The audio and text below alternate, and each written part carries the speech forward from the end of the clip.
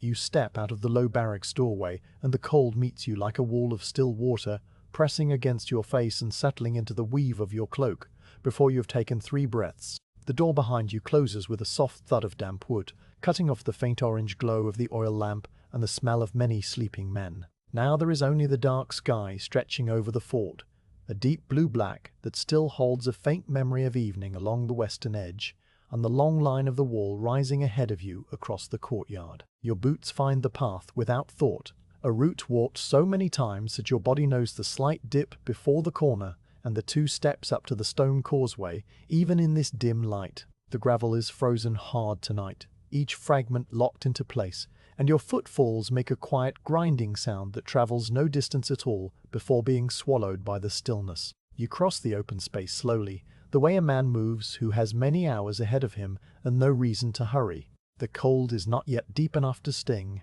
but it carries a promise of deeper cold to come, the kind that will settle into the joints of your fingers and the bones of your jaw by the middle watch. You pull the edge of your woolen scarf a little higher over your chin, feeling the familiar scratch of the fiber against your skin, already warming the trapped air close to your mouth. Your spear rests in your right hand, the ash shaft smooth and cold through the thin leather of your glove, and the iron butt cap clicks softly against the frozen ground with every other step. Overhead the sky is clear, a vast dark bowl pricked with the first hard points of winter stars, and somewhere behind the barracks a dog shifts in its sleep and whimpers at a dream that will never be remembered. The wall appears before you as a deeper line of darkness against the dark sky, a long horizon of stone that has stood through more winters than any man in the fort can count. You approach the stairs that lead up to the walkway, a narrow flight of stone blocks set into the inner face of the wall, worn shallow in their centers by the tread of hobnailed sandals and winter boots.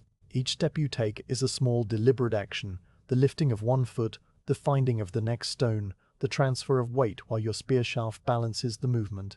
At the top you pause, because there is always a moment of adjustment when you leave the shelter of the low buildings and come fully into the open air that moves across the top of the wall. The wind tonight is little more than a drift, a slow migration of cold air from the north that seems to come from everywhere and nowhere at once, barely stirring the loose threads on your cloak. The previous guard sees you coming, a dark shape beside the small red glow of the charcoal brazier that marks the sentry post. He straightens from where he had been leaning against the parapet, and you see the way he rolls his shoulders to bring warmth back into them, a gesture you have made yourself 100 times. The exchange of the watch is a quiet ritual that needs few words. He murmurs that all has been quiet, that the cold is the only enemy tonight, and his breath makes a small cloud that hangs for a second and then dissolves. You ask about the charcoal supply for the brazier, and he gestures with one gloved hand toward the small iron bucket behind the stone windbreak. Half a bucket remaining, enough to keep the glow alive through the middle hours if you are careful with it. The fire is more company than heat, a single point of warmth in a world otherwise given over to the frost. He hands you nothing, because there is nothing to hand over except the duty itself, a weightless thing that passes from one man to the next without ceremony. You watch him descend the stairs, his footsteps fading into the lower sounds of the fort, and then you are alone in the full sense of the word, a Roman soldier on the northern edge of an empire, standing between the sleeping province and the dark, quiet lands beyond. Now the watch is yours, and the first thing you do is stand very still, letting the night settle around you. The wall walk is perhaps 5 paces long at your assigned section, stretching between the low square shape of a small turret on your left and the next sentry post far to your right, marked by another distant pinprick of orange light. Between these 2 points there is only stone and cold air and the slow count of the hours. You lean your spear carefully against the inner parapet, where it stands at a slight angle with its point aimed at the stars. Then you turn first to the brazier, because a soldier looks after his fire before he looks after himself. The charcoal blows in a dozen places, a shifting map of deep orange and soft grey ash. You take the small iron poker from its hook and nudge one of the larger pieces, watching a cascade of tiny sparks lift into the air before vanishing. The fire breathes a little stronger after this attention, and you add 1 fresh piece of charcoal from the bucket, placing it with care so that it will catch slowly and last a long time. Your hands now have a task completed, so they return to your sides and then rise to adjust the various parts of your night gear. The cold makes a man methodical, because there is nothing else to do but attend to small things that become large comforts when the temperature drops further. You check that the pin of your cloak brooch is secure, a simple iron circle against your right shoulder, and that the heavy wool is draped evenly so no part of your back or left arm is exposed. The scarf you pull up over your ears, wincing slightly at the way the cold air rushes into the brief gap before the wool settles. Your hat? A simple round cap of felted wool.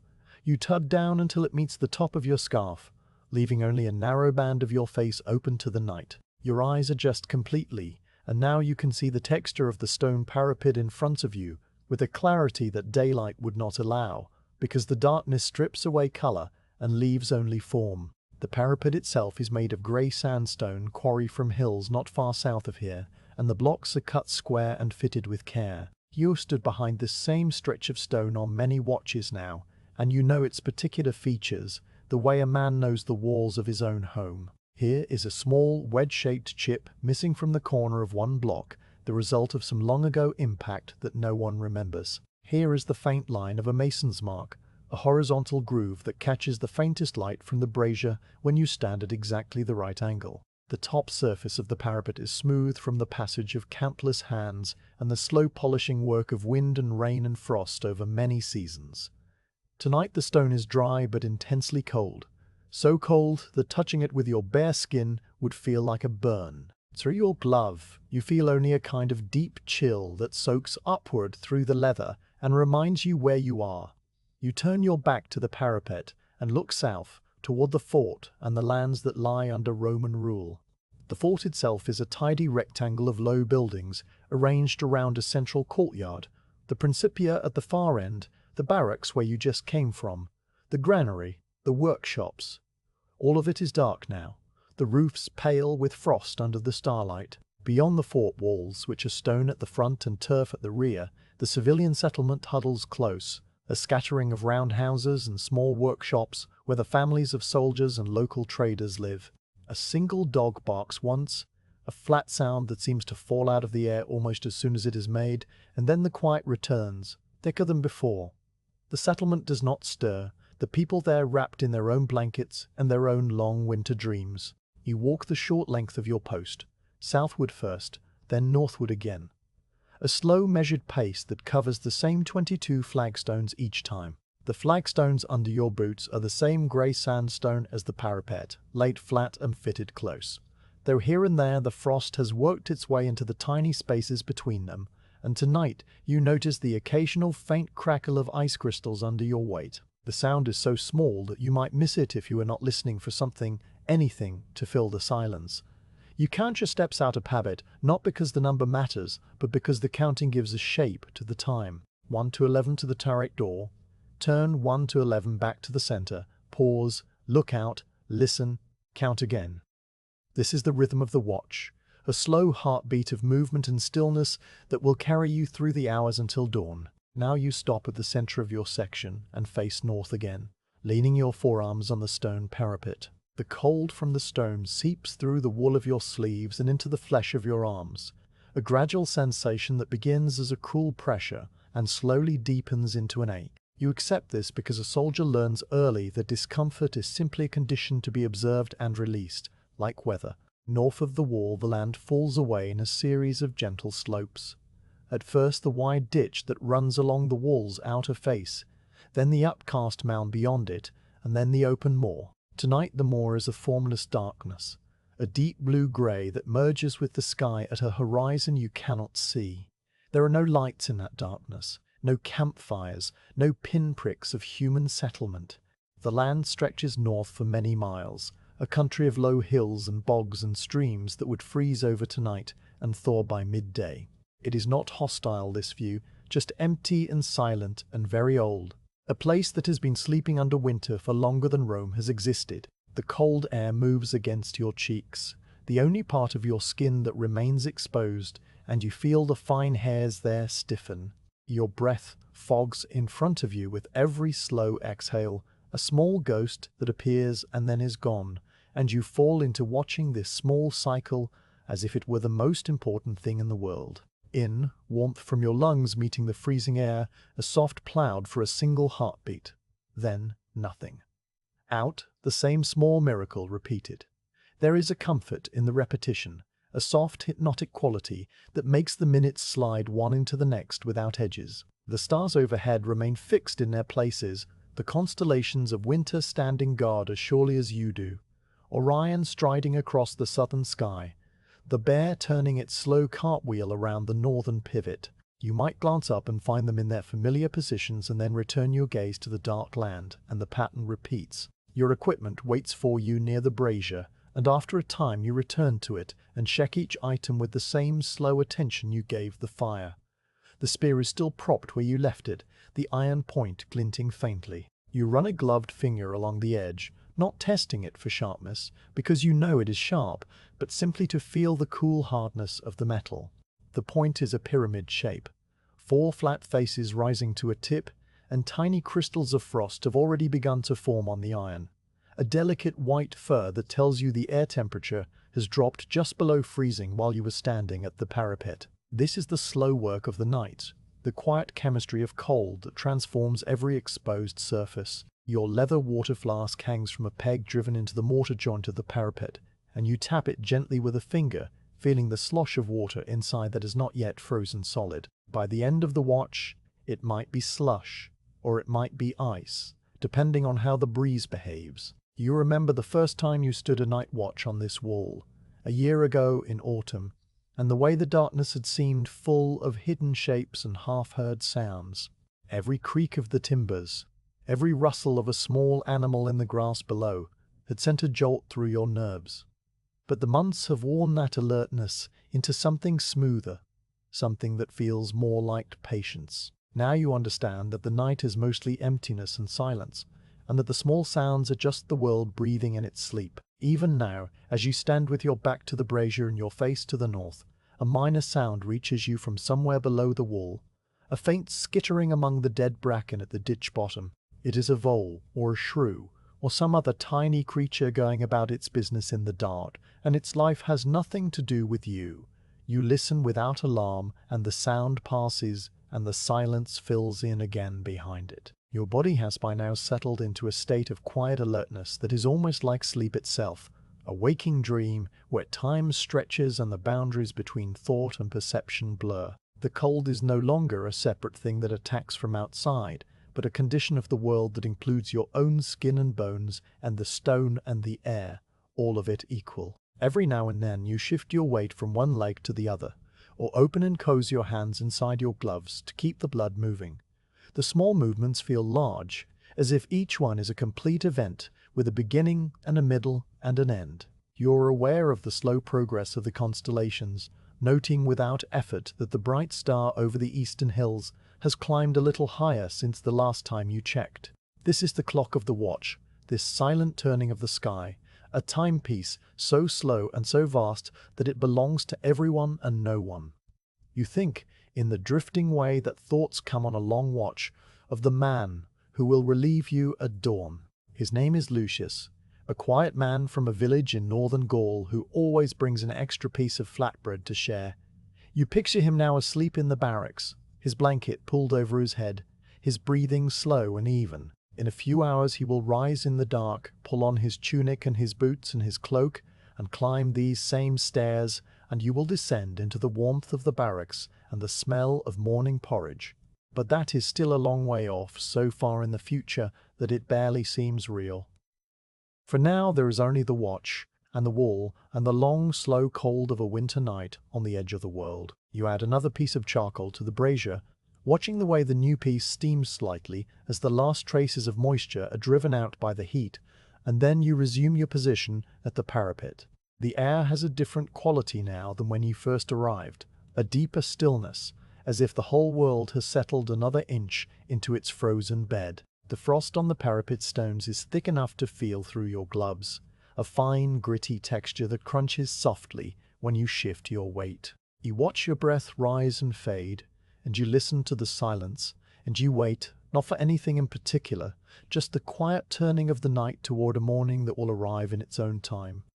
You begin to walk, not a march, not a patrol with any destination, Just a slow, aimless movement back and forth along the stretch of wall that is yours tonight. The stones beneath your boots are uneven in a way that has become familiar over many nights of standing still, and many more of these small measured ambles. You have counted the flagstones before. You could count them again now, from the first square block beyond the curve of the turret to the last one before the walkway narrows at the next sentry post. And the number would be the same as it was last week and the month before that. 57 full flagstones. No, 58 if you count the half-stone wedged in where the parapet angles outward. You step on that half-stone and feel the slight dip under your weight, a tired settling of the stone into the earth and rubble core of the wall over many years. You step off it, and the stone makes no sound. The wall is not simply a thing you stand on. It is a place that holds you up over the dark countryside, a long spine of rock and turf that runs from one edge of the world to the other. Or at least that is how it feels in the middle of a freezing night, when you cannot see either end of it, and all you know is your own small section suspended between the stars and the frozen ground. You stop walking and place a hand on the parapet. The stone is so cold that even through your thick woolen glove, you feel the deep ancient chill pushing back against your palm. You leave your hand there and let the cold seep slowly into the leather and the wool and the skin beneath, not as a discomfort, but as a quiet exchange, as if the wall were acknowledging your presence in the only language it knows. Then you lift your hand and look at the palm of the glove. A faint dusting of frost clings to the wool fibers. Tiny crystals that glitter for a second in the dim orange glow from the brazier before they melt away. You rub your palms together, and the soft scraping sound is the only thing you hear for a long while. You walk again, this time trailing your gloved fingers along the top of the parapet. The stone here is dressed more smoothly than the blocks lower down, worn by wind and rain and the hands of soldiers who came before you, men whose names you do not know and whose faces you will never see. Their watches were long too. Their nights were cold. They touched this exact same stone, maybe in this exact same spot, and their fingers left the stone just a little smoother, just a little more polished than it was when they first arrived. You feel the slight hollows where the stone has been worn down, a shallow depression that fits the shape of a hand. It is not your hand, but it is close enough. You remove your glove for a moment to feel the stone with your bare skin. The shock of cold is immediate, a sharp tightening of the flesh on your fingertips, but you keep them pressed to the stone and trace the outline of that worn hollow. The surface is not completely smooth. There are tiny pits and scratches, marks left by tools when the stone was first shaped in a quarry many miles south of here. You picture that quarry, though you have never seen it, a place where men cut great blocks from the living rock under a summer sun, chisels ringing, dust rising. Now the stone is here, under your hand, in the dark, in the winter, in the silence. The contrast is gentle in your mind, not sharp enough to wake you from the slow rhythm of the watch, but just a passing image, like a cloud drifting across the moon. You put the glove back on and resume your walk. Your boots meet the flagstones with a steady, muted sound, not a sharp clack, but a dull thud, because the soles are thick and the leather has been softened by months of use. You notice the joints between the stones, the thin lines of mortar that have cracked and crumbled in places, leaving small gaps that collect frost. You stop at one of these gaps and crouch down, not because you need to examine it, but because the night is long and there is no reason not to. The frost has formed a delicate white lattice inside the crack, tiny ice crystals growing like a miniature forest. You look at it for a full minute, maybe two, without thinking about anything in particular.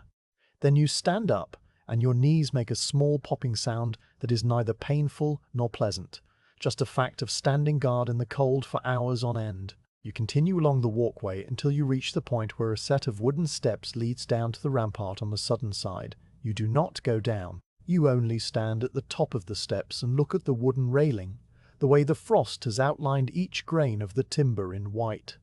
The wood is old but still solid, replaced maybe 3 summers ago by a work crew from the legionary fortress. You remember the morning the carpenters arrived, the smell of fresh-cut pine, the sound of hammers.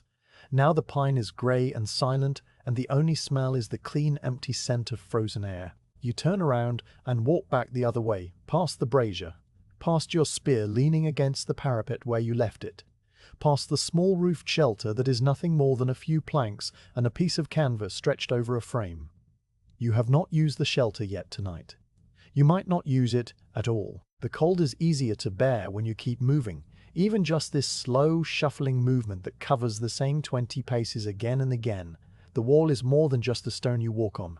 It is the whole structure, from the deep foundations buried in the earth to the parapet where your hand rests.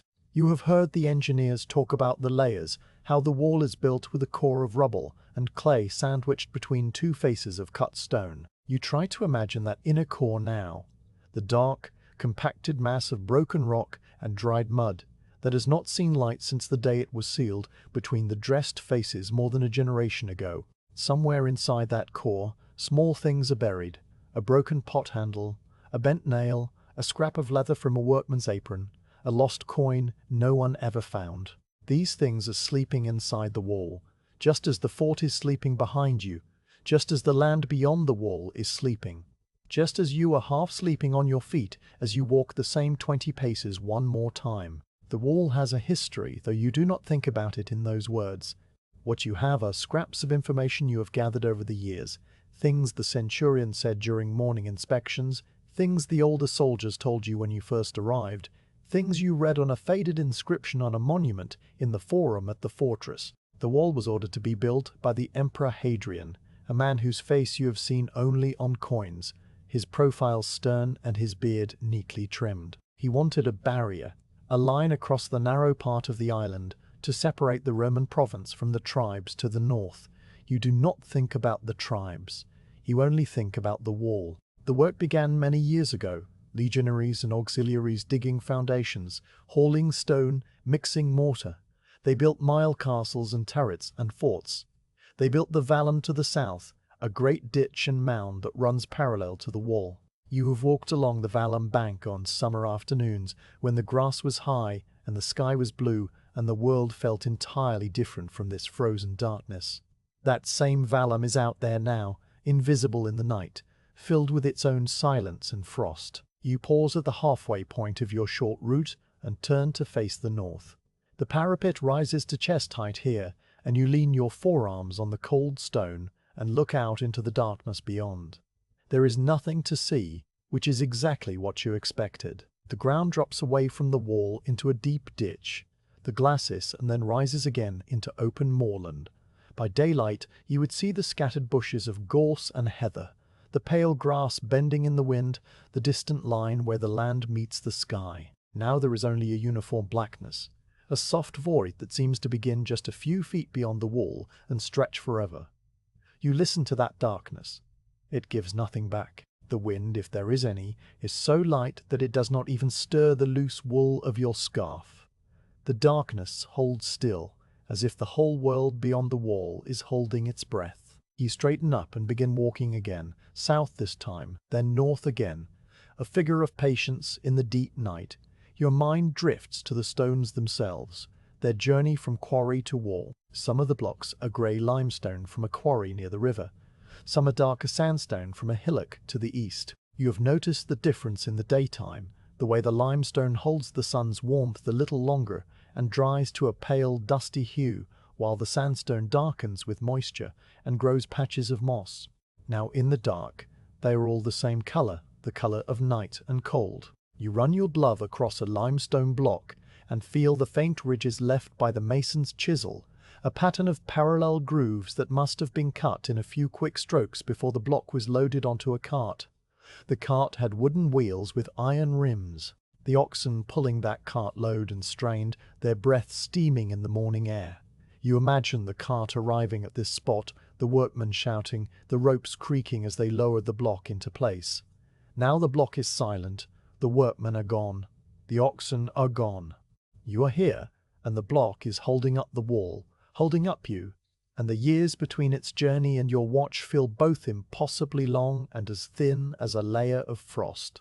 You reach the brazier and stop to warm your hands. The charcoal inside glows a deep, steady orange, and you hold your palms out toward it, not too close because wet wool can scorch, but close enough to feel the faint heat pushing the cold back from your fingers. You rotate your hands slowly, palms inward, then backs inward, watching the orange light play across the creases of your gloves. The charcoal shifts with a tiny sigh, and a few sparks rise and die in the air above the iron basket. You add a single piece of charcoal from the small pile beside the brazier, placing it carefully on the hot coals with the iron tongs. The new piece hisses for a moment, releasing a thin thread of smoke that smells of earth and burnt wood, and then it catches and begins to glow at the edges. You put the tongs down and resume your walk. The flagstones have numbers in your mind, though you have never said them aloud. Stone 1 is the one by the brazier, slightly tilted to the left. Stone 2 is flat and wide, with a hairline crack running from corner to corner. Stone 3 has a dark stain from some ancient spill of oil or pitch. Stone 4 rings a little hollow under your boot, maybe because the rubble packing beneath it has settled. Stone 5, 6, 7, each with their own small character, their own tiny stories. You step on them in the same order every time, a slow rhythm that becomes a kind of lullaby for your tired mind. The rhythm of walking, the rhythm of breathing, the rhythm of the night passing in imperceptible increments. At the far end of your section, where the walkway butts against the next turret, there is a small drain hole cut through the parapet, a channel to let rainwater spill off the wall and down to the ground below. You crouch and look at drain hole. In the daytime you would see the green stain of moss growing where the water seeps out. Now the hole is a perfect circle of blackness, and the edges are rimmed with a thin crust of ice. You poke the ice with the tip of one gloved finger, and a tiny shard breaks off and falls silently into the darkness below. You listen for the sound of it landing, but hear nothing. The drop is too far, or the ground too soft, or maybe the ice melted before it hit the earth. You stand up and your knees pop again. You turn and lean your back against the parapet, looking south now toward the fort and the civilian settlement. A few scattered lights are visible, the faint orange glow of a brazier outside the Principia, the dim flicker of a candle in a high window of the commanding officer's house. The barracks are dark, the long low buildings where your comrades are asleep under piles of blankets, their breathing slow and steady. You think of your own bunk, the straw mattress, the woolen blanket that is too thin but doubled over to trap the heat of your body. You will be there soon enough. The thought is not urgent, not a longing, just a quiet fact waiting for you at the end of the watch. For now, you are still here, on the wall, with the stones and the cold and the deep, patient silence. You push yourself off the parapet and walk north again, past the drain hole, past stone 20, stone 21, stone 22. Your footsteps are so regular now that they have become part of the background, a sound you no longer notice unless you stop to listen for it. You do stop, right in the middle of your walk, and you stand perfectly still. The silence rushes in to fill the space where your footsteps had been. It is a thick silence, a winter silence, the kind of silence that seems to press against your ears from all directions. You can hear your own breathing, the small whistle of air through your nostrils, the faint creak of your leather belt as your chest rises and falls. You can hear the brazier crackling 20 paces away. You can hear, very faintly, the sound of a man coughing in the barracks, a single dry cough, and then nothing. The silence returns and settles around you like a blanket. You've been on the wall for hours now, and the stones beneath your feet have become as familiar as the floor of your own quarters. You know which stones wobble slightly, which ones are slick with ice, which ones have a rough patch that catches the sole of your boot and makes a scraping sound. You avoid the rough patch without thinking about it, your body remembering what your mind does not need to. The wall is a map, and your feet know the map by heart. You walk the map again, from the brazier to the turret, from the turret to the brazier, and each journey is the same, and each journey is detempic as time has passed, and the cold has deepened, and the stars have shifted a little farther across the sky. You stop to look at the wall itself, the face of it, the stones set so carefully, one on top of another. You think about the men who laid these stones, the skill in their hands, the patience required to fit each irregular block into a straight line that would hold for decades. They mixed their mortar in wooden troughs, lime and sand and water, stirring with a long-handled hoe. They spread the mortar with wooden trowels, smoothing it into a bed for the next stone. They checked their levels with a plumb line, a simple lead weight on a string, and they adjusted and tapped and settled each block until the line hung true. Their work is still true, still holding, still solid under the frost and the weight of the years. You place your hand flat against the inner face of the wall, the south-facing side that is sheltered from the worst of the weather. The stone here is dry and cold and rough, and your hand looks small against the great block. You hold it there for a moment, as if in greeting, and then you continue your walk. Time passes. You do not count it. The cold has numbed the tip of your nose and the tops of your ears, but your body is warm enough inside the layers of wool and leather.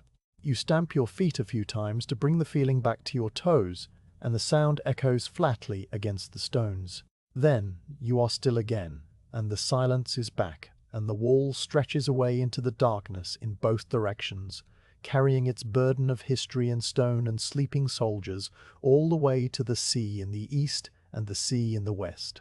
You are a small part of that burden now, one more pair of feet walking the same old stones, one more pair of eyes watching the same old darkness, and the night holds you gently in its long, slow, freezing embrace. The cold does not arrive all at once. It builds itself in layers, the same way you build your clothing, one piece added to another, until the man beneath is kept apart from the worst of the night. You feel it now as a general pressure against your whole body, a slow, even weight that has been increasing since the moment you stepped out of the barracks. But it is not the same everywhere. There are places where the cold is a sharp edge, and places where it is only a distant suggestion. The study of these differences could fill hours, and indeed it does, because there is nothing else to study on the wall in the deep part of the night, besides the cold and the dark and the slow progress of your own thoughts. The innermost layer against your skin is a tunic of fine, light wool, the kind you have worn since your first year in the ranks. It reaches to your knees and has short sleeves that stop just above the elbow. The wool is soft from many washings, the fibers beaten gently against flat stones in the stream behind a fort until they lost their first coarseness. Now the cloth moves with your body without scratching, and it holds a thin pocket of warm air close to your skin. You can feel this warmth when you shift your shoulders, a fleeting sensation of comfort trapped between the wool and your flesh. The tunic is the foundation, the one garment you would keep if you were forced to choose, though no one is asking you to choose, and the night is not making demands, only suggestions. Over the tunic you wear a second tunic, this one of heavier wool, with long sleeves that reach your wrists. It is the winter tunic, brought out from the storage chest when the first frosts came in late autumn, aired in the weak sun for a day to drive out the smell of cedar and dust. The sleeves are snug but not tight, and they have begun to fray just slightly at the cuffs where your armor rubs against them during daytime duty. Tonight you have no armor. The watch at night does not require the weight of iron mail or segmented plate, a small mercy that makes the long hours possible. The double layers of wool across your chest and back create a barrier that would be too warm in summer, but is just barely enough now, in the grip of a winter night on the wall. You are aware of the thickness of the fabric as a slight restriction, a pleasant hug, that moves with you whenever you take a step or reach for the brazier tongs. Your legs are wrapped in woolen trousers, a garment that some of the older soldiers still mock as a barbarian custom, though they all wear them now when the temperature drops. The trousers are a simple cut, 2 straight legs sewn to a waistband with a drawstring of leather cord. They are the color of undyed wool, a creamy grey-brown that does not show dirt easily. Under the trousers, against your shins and thighs, you feel the faint prickle of wool fibers that have not been worn smooth yet. This is a new pair, issued at the start of the autumn, and they have not had time to learn the shape of your legs. But the prickle is not unpleasant, just a small reminder that you are wearing something, that a boundary exists between your skin and the freezing air that waits outside. You adjust the drawstring slightly, a habitual gesture, tucking the loose end into the waistband where it will not snag on anything. Your feet are your greatest concern, as they are for every soldier who has ever stood a winter watch. The boots are the standard military issue, heavy leather uppers sewn to thick soles studded with iron hobnails. The leather has been treated with tallow and beeswax to keep the water out, and tonight the treatment has stiffened in the cold so that the boots feel almost like wood around your ankles. Inside the boots you wear 2 pairs of woolen socks, one thin and one thick, layered in the same way your tunics are layered. The socks are held up by strips of cloth wrapped around your calves, a practice you picked up from a soldier from the Alpine provinces who knew more about cold than anyone you have ever met. The cloth strips are wound snug but not tight, because tight wrapping would slow the blood and make the cold worse.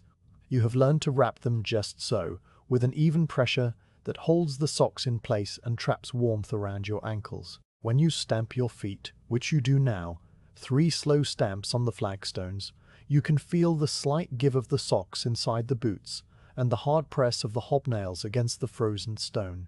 Over everything comes the cloak, the heavy woolen sagum that is the uniform of a Roman soldier on campaign. It is a rectangle of thick, dark wool, large enough to wrap around your body twice if you needed to, though tonight you wear it fastened at the right shoulder with a simple iron brooch. The brooch has a pin that passes through 2 layers of the cloak fabric and locks into a small catch, a design that has not changed in 100 years because it does not need to change. The cloak hangs in heavy folds that reach below your knees, and the weight of it is a constant presence on your shoulders.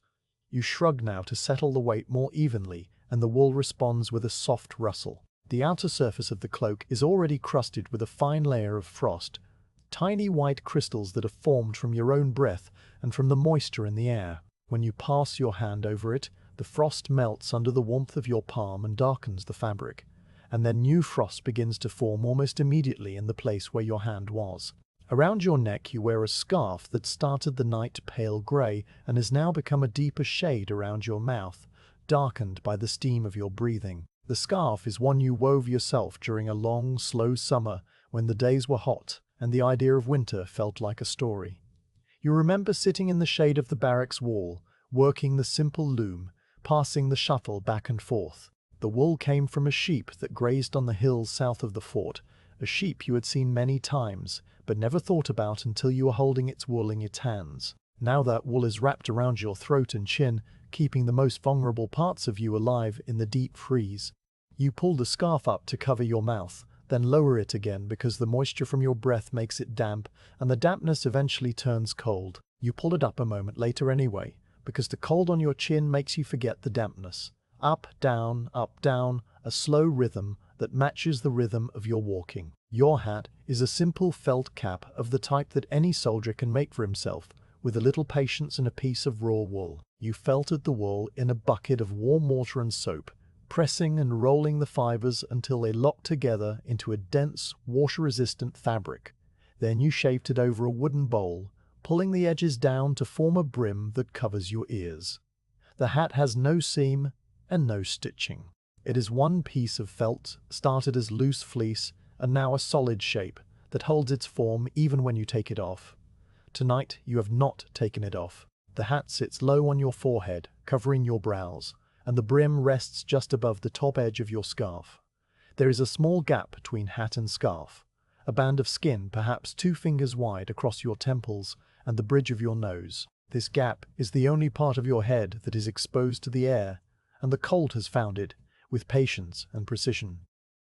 You feel the cold there as a dull ache, a numbness that has slowly replaced the first sharp sting of the evening. You could pull the hat lower or the scarf higher, but the gap would reappear somewhere else, and so you leave it and accept the numbness as part of the watch.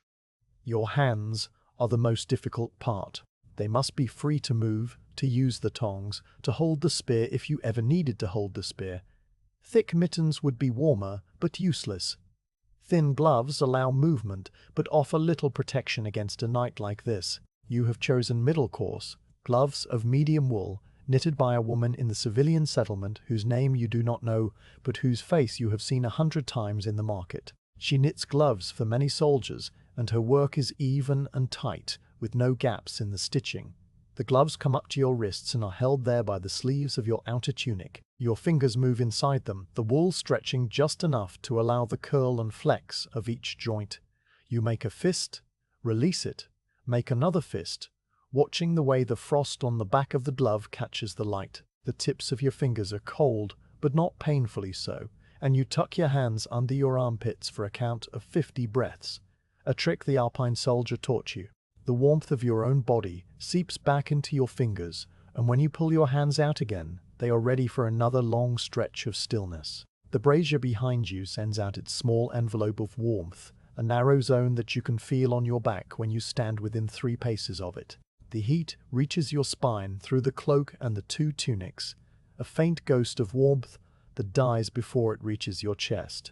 You turn your back to the brazier and feel the heat paint a circle between your shoulder blades. Then you turn away to face the north once more, and the heat is gone, replaced by the steady press of the cold against your front. You repeat this turning many times during the watch, never consciously timing it, just following the body's quiet signals. Turn, warm the back, turn again, offer the front to the night. The brazier is a small orange heart beating in the center of your small world, and you are the guardian of its glow. The frost has been working on everything while you have been walking and thinking.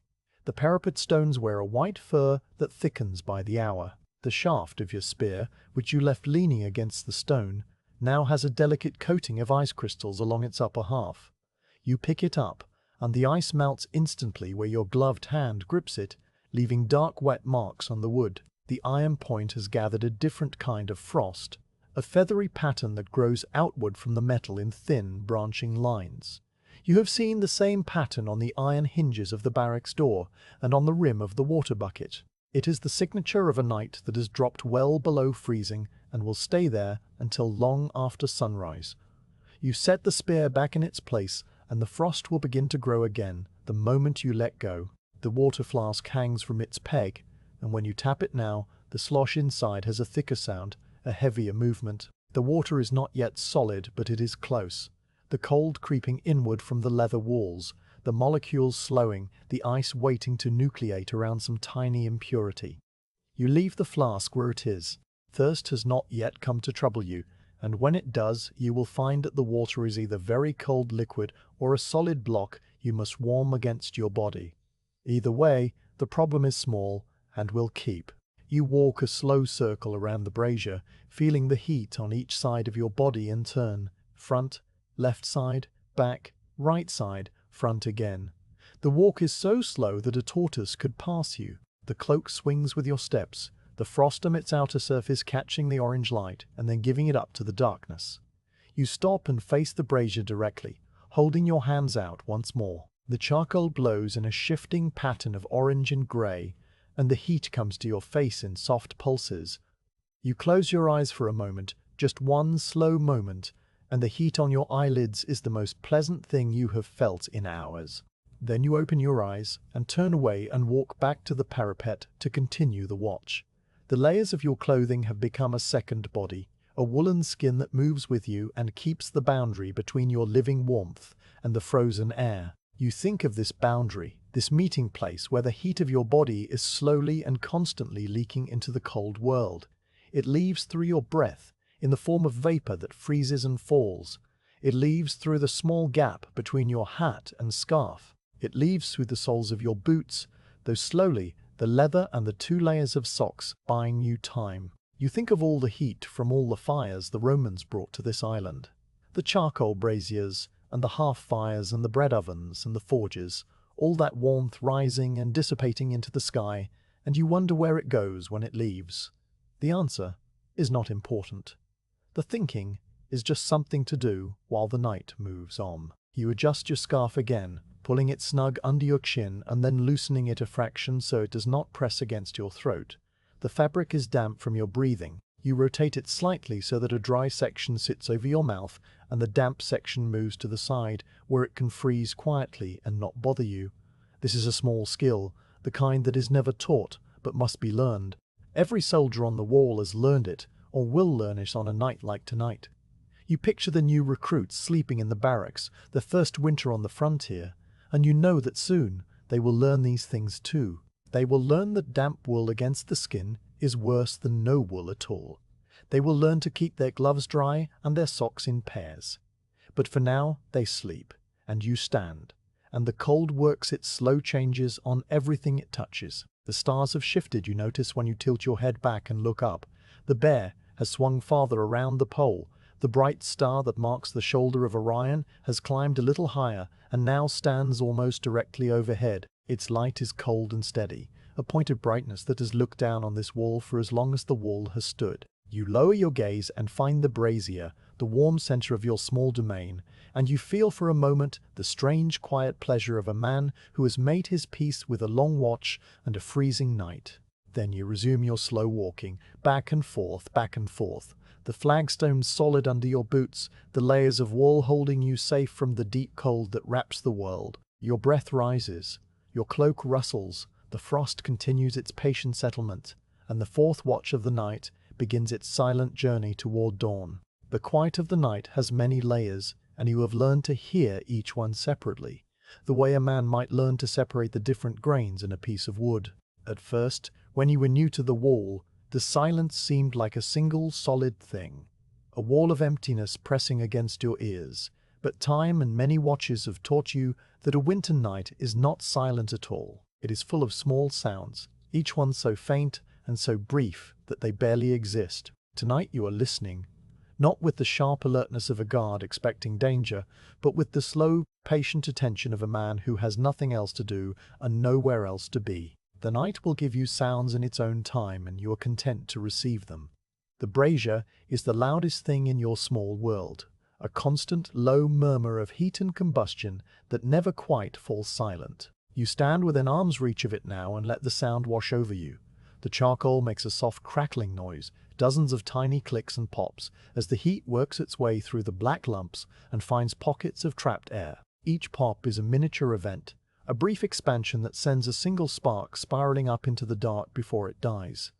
The sound is not steady.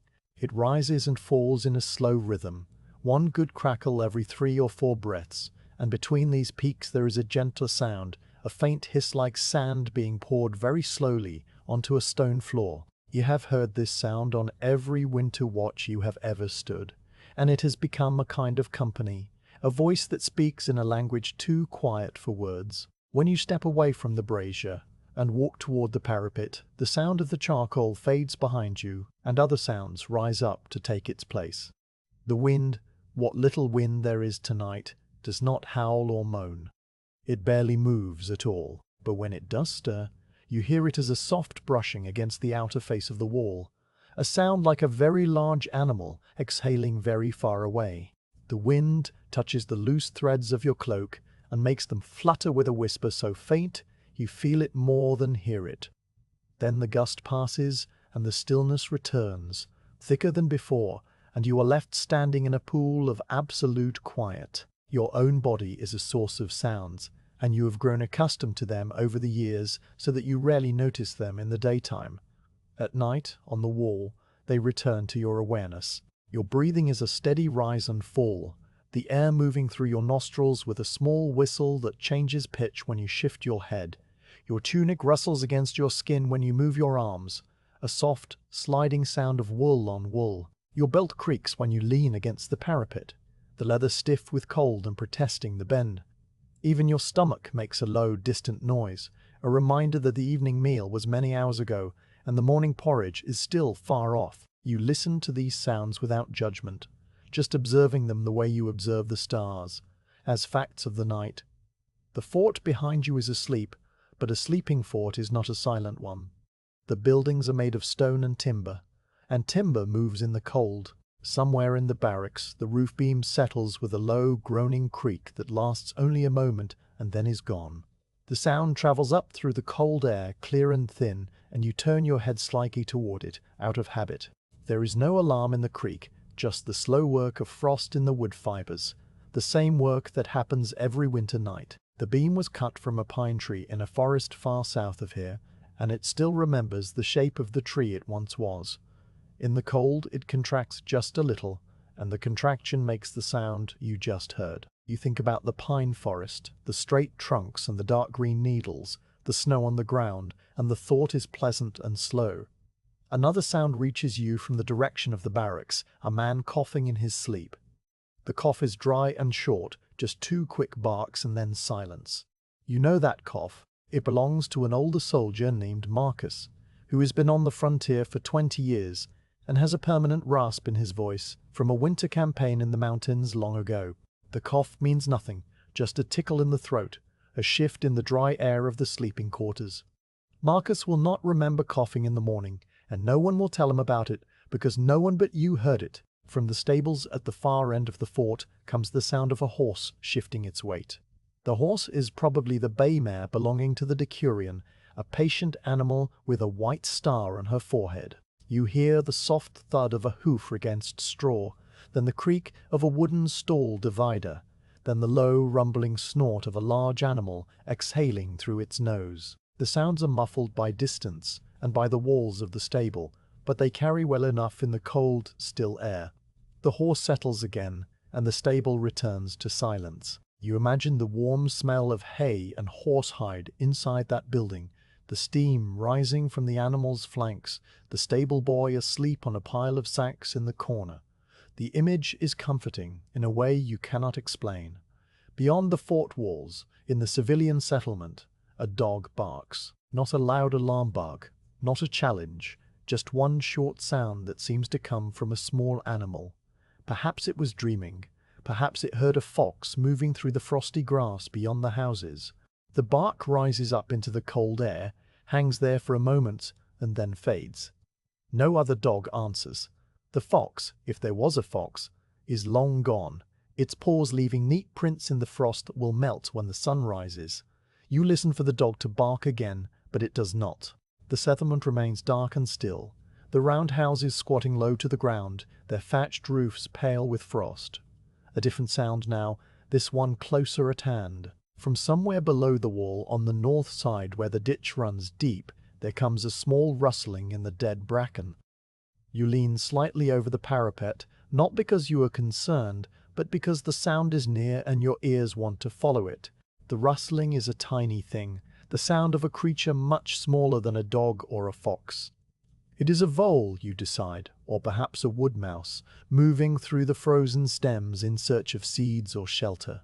The creature pauses, and the rustling stops, and you picture it crouching very still with its small heart beating fast. Then the rustling resumes, a little farther to the left, and then it fades into silence. The vole has found whatever it was looking for, or has abandoned the search and returned to its nest. The ditch is quiet again.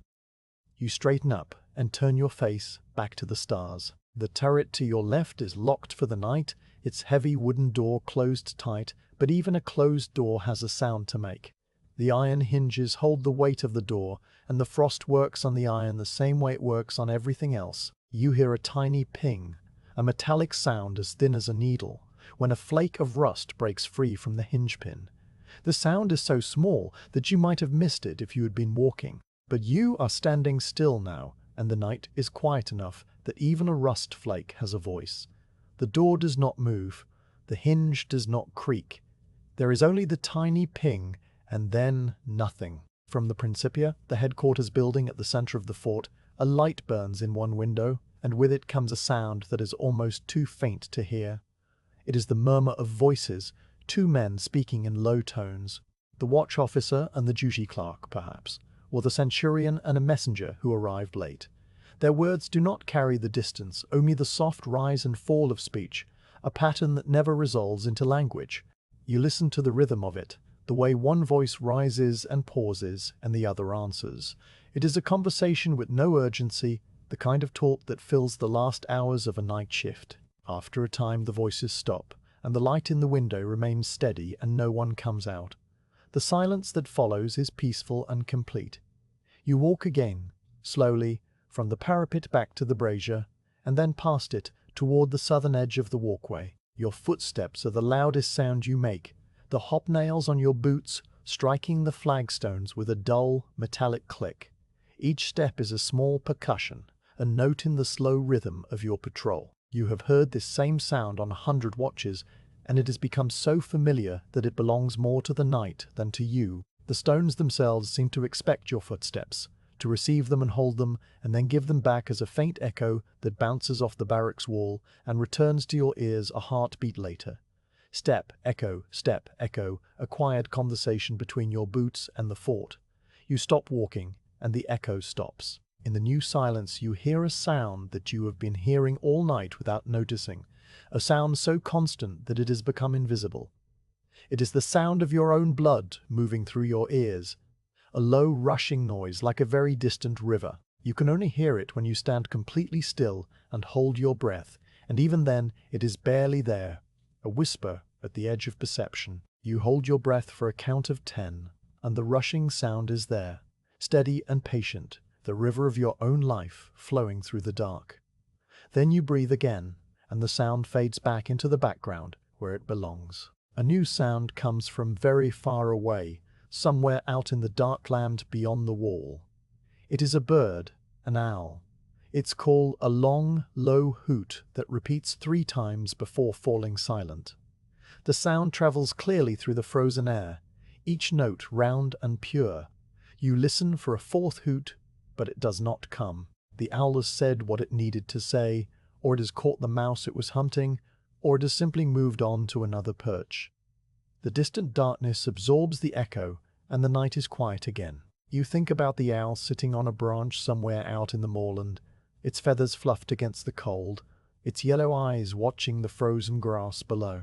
The owl is doing its own watch, its own long night of stillness and patience, and this thought connects you to it across the dark miles, 2 silent watchers in the deep winter night. A loose shutter on one of the workshop buildings behind the barracks taps against its frame. The tap is soft, just a piece of wood moving in the light breeze, but it repeats at irregular intervals, and you find yourself waiting for it between each tap. 1, 2, 3 breaths, and then the tap comes again. The shutter has probably been loose for weeks, and no one has fixed it because during the day there is too much noise to notice it. Only at night, on the wall, does the sound become clear. After a dozen more taps, the breeze dies completely and the shutter falls still. You will forget about it until the next watch, when the breeze picks up at just the right angle and the tapping begins again. From the granary comes a sound that is almost not a sound at all, a faint scratching that could be a rat moving through the grain stores or could be nothing more than the building settling. The granary is a tall structure with a raised floor to keep the grain dry, and the space beneath it is dark and cold and home to many small creatures. You listen to the scratching for a while, and it stops, and then it starts again a few feet farther along. Whatever is making the sound is unhurried, going about its business in the dark, finding a mouthful of spelt or barley to carry back to its nest. You bear the rats no ill will. They are part of the fort, just as you are, sharing the same winter and the same long night. The coldest hour of the night has arrived, the time when even the small sounds seem to slow down and grow heavy. The brazier still crackles, but the pops are fewer now, the charcoal burning down to a deep bed of orange embers. Your footsteps are slower too, each one placed with care on the frosty stones. The wind has stopped entirely. The shutter is silent. The dog is asleep. The horse is asleep. The men in the barracks are asleep. Even the vole in the ditch has finished its searching and returned to its nest. The world has contracted to the small circle of your awareness. The soft glow of the coals, the glint of starlight on the frost, and the quiet, steady sound of your own breathing. You stand at the parapet and listen to the deep silence, the silence that lies under all the other sounds, the silence that was here before the wall was built and will be here long after. It is a peaceful silence, not empty, but full. It holds everything, the stars, the frost, the dark land, the sleeping fort, the patient wall, and you.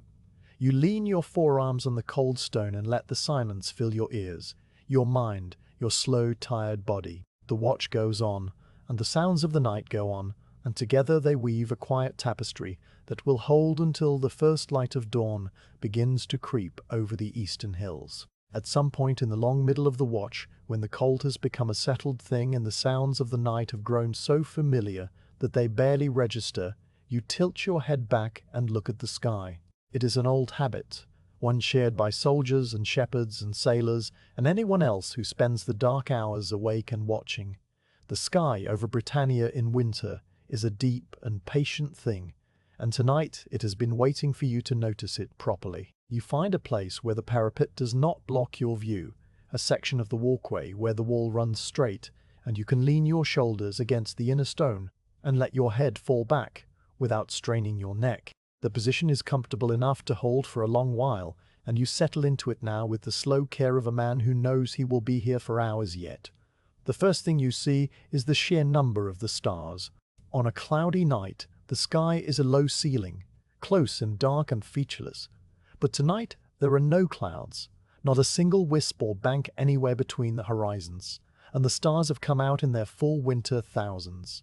They are not scattered evenly across the dark. They cluster in some places and thin out in others, following patterns that you've known since you were a child in a village far from here. The stars look the same in Britannia as they did in your home province, the same bright points in the same arrangements, and this is a small comfort that you do not examine too closely. It is simply there, the quiet familiarity of the night sky, a roof that covers every part of the empire and every land beyond it with equal indifference. Your eyes move slowly across the field of stars, not searching for anything in particular. The bright ones stand out first, the ones that every soldier knows by name if not by story. There is the star that marks the shoulder of the hunter, a steady blue-white point almost directly overhead now, near the top of its long climb through the winter months. There is the star that marks his foot, farther to the south and lower, closer to the dark line of the hills. Between them, the three stars of the belt form a short straight line that points nowhere in particular but is easy to find on any clear night. You have used these stars to tell the time before, and even now, without meaning to, you can see that several hours have passed since you first noticed them rising above the eastern horizon at the start of the watch. They are higher now, much higher, and this tells you that midnight is behind you and the deep morning is ahead. The other constellations present themselves as your eyes grow more accustomed to the view. The Great Bear is over the northern hills, low and sprawling, its handle and bowl made of stars that are not particularly bright, but are arranged in such a clear pattern that you can trace them even with half-closed eyes. The Little Bear is above it, smaller and fainter, and at the tip of its tail hangs the pole star, the one fixed point in the whole turning sky. You find the pole star and rest your gaze on it for a while. It does not move. It never moves. While every other star in the sky wheels slowly around it, tracing circles that take a full night to complete, the pole star remains in its place, steady and reliable. It is the anchor of the northern sky, and looking at it gives a strange sense of stability, as if the world might be cold and dark, but at least it is not spinning out of control. Your gaze drifts downward from the pole star toward the eastern horizon, where a faint glow is just beginning to touch the lowest edge of the sky. Not the glow of dawn, which is still hours away, but the soft radiance of the Milky Way, the great band of starlight that stretches from one side of the sky to the other. On a moonless night like tonight, the Milky Way is a river of silver dust, a wide, irregular path that seems poured across the dark. You trace its course from the northeastern hills, where it rises out of the unseen land, up and across the zenith, and then down toward the southwestern horizon, where it fades into the distance. The light of the Milky Way is not a single thing, but a collection of so many stars that they blur together, their individual points lost in the haze. You let your eyes rest on one section of the band, a patch where the stars are thickest, and you let the image blur until the stars become a soft, blowing cloud. The sensation is pleasant and dreamlike, and you hold it for a long, slow breath before blinking and returning to the sharp points of the individual stars. The sky has a color tonight, though it is not the blue of daylight or the orange of sunset. It is a deep, dark shade that lies somewhere between black and the darkest possible blue, a color that you can only see when the night is very clear and the cold has driven all the moisture from the air. Around the edges of the sky, near the horizons, this dark blue fades into a softer shade, touched by the faintest hint of the starlight reflecting off the frozen ground. To the north, where the land is wild and empty, the horizon is a sharp line of absolute blackness. To the south, where the fort and the settlement lie, there is a very slight warming of the darkness, the collective effect of a few dying fires and a single candle in a high window. The difference is so small that you might be imagining it, but it is there, a gradient of dark that tells you which way is which without needing to think about it. The planets are out tonight, though you do not call them by that name. You know them as the wandering stars, the ones that do not stay fixed in their constellations, but move slowly through the zodiac over the course of months and years. One of them is visible now in the eastern sky, a bright golden point just above the hills. It is brighter than any of the fixed stars, and its light has a steady, calm quality that does not twinkle the way the other stars do. You have watched this same golden star on many nights, and you have noticed its slow movement from one constellation to the next. Tonight it sits near the head of the Lime, a constellation that will not fully rise until just before dawn.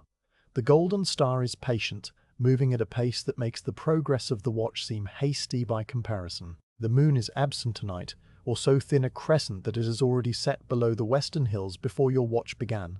This is why the stars are so bright. With no moon to wash out the fainter points of light, the sky is at its richest, a field of diamonds on black velvet. You can see the faint glow of the zodiacal light, a very soft cone of illumination that rises along the line of the constellations where the planets travel. It is the light of the sun reflecting off dust scattered through the heavens, though you would not describe it that way. To you, it is simply a pale glow, a ghost of brightness that appears on very dark nights and fades away as your eyes try to focus on it. You look slightly to the side of where you think it is, and then the glow appears in the corner of your vision, just as it always does. Your neck begins to feel the strain after a long stretch of looking up, so you lower your chin and roll your head slowly from side to side. The blood moves back into the tight muscles, and the faint ache fades. You walk a few paces along the wall, your boots finding the flagstones by touch, and then you stop and look up again. The sky is still there, unchanged except for the imperceptible progress of the stars. You find the constellations again, one by one, checking their positions against the memories you hold in your mind. The hunter has moved a little farther west, though the movement is so small you cannot see it happening. The bear has shifted around the pole. The golden planet has climbed a fraction higher above the eastern hills. The night is moving, even when it seems perfectly still. You think about the other people who might be looking at this same sky tonight.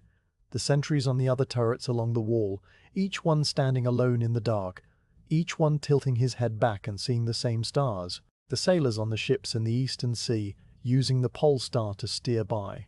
The farmers in the southern provinces, waking briefly from their sleep and glancing out the window at the clear, cold night. Even the people beyond the wall, the tribes in the northern hills, are under this same sky, looking at the same moonless dark and the same scattered stars. The sky does not belong to Rome or to any other power. It is simply there, covering everyone equally, a roof with no walls underneath it. A shooting star crosses your field of vision while you are thinking this, a thin white line that appears in the west and vanishes in less than a heartbeat. The trail is so brief and so faint that you might have imagined it, but you know you did not. Shooting stars are common on clear winter nights, small bits of rock and dust burning up as they fall into the air high above. You make no wish, because wishing is for children, and you are a soldier on a wall. But you do watch the spot where the star was, as if another might follow it. None does. The sky resumes its slow, steady turning, and the shooting star becomes a memory, a tiny event in a night full of tiny events. The cold air has a way of making the stars seem sharper, as if the frost has sharpened them, the way a whetstone sharpens a blade. Each point of light is a perfect, hard pinprick with no softening at the edges. On a warm summer night, the stars can seem hazy, blurred by the moisture and heat rising from the ground. But on a night like this, when the temperature has dropped far below freezing and the air is dry and still, the stars are needles of light, so clear they almost hurt to look at. You squint slightly, and the bright ones grow small spikes of light, a starburst effect that comes from your own eye and not from the star itself. You open your eyes wide, and the spikes disappear, leaving only the pure, hard points. The constellations near the horizon have taken on a slightly different color, a warmer tone that comes from looking at them through the thickest part of the air. The golden planet near the eastern hills has a distinctly amber hue now, warmer than it was when it was higher. The stars near the southern horizon flicker with a slow, colored twinkle, sometimes blue, sometimes red, as the cold air bends their light in subtle ways. This twinkling is more pronounced near the ground because the air there is denser and more turbulent. Even on a still night like tonight, you watch one bright star near the south flash slowly from blue to white to red and back again, a quiet light show that no one else is watching. The star does not know it is performing for an audience of one, and if it did, it would not care. Stars do not care about anything, which is part of their appeal. You walk again, this time to the northern parapet, and you lean your elbows on the cold stone, and look up at the section of sky that covers the lands beyond the empire. The stars there are the same as the stars over the province, but they seem different when you know they are shining on a place that has no Roman roads or forts or towns. There is the constellation of the Great Serpent stretching across the northern sky, its head near the horizon and its tail curving up toward the zenith. There is the bright star that marks the eye of the Great Bear, a golden point that the Greeks called Arcturus. It is low in the north at this time of year, skimming just above the hills, and you watch it flicker in the cold air. Beyond that star, there are no more stars visible, just the dark bulk of the northern hills and the faint pale glow of the Milky Way sinking into them. The sky is not completely silent, though it produces no sound. The silence of the sky is a different kind of silence from the silence of the earth. It is a vast, empty silence, a silence that has been there since before the world was made and will be there after the world is gone. Standing under it with your head tilted back and your breath rising in small clouds, you feel yourself becoming smaller and smaller, shrinking down to a single point of awareness on a long stone wall on a dark winter night.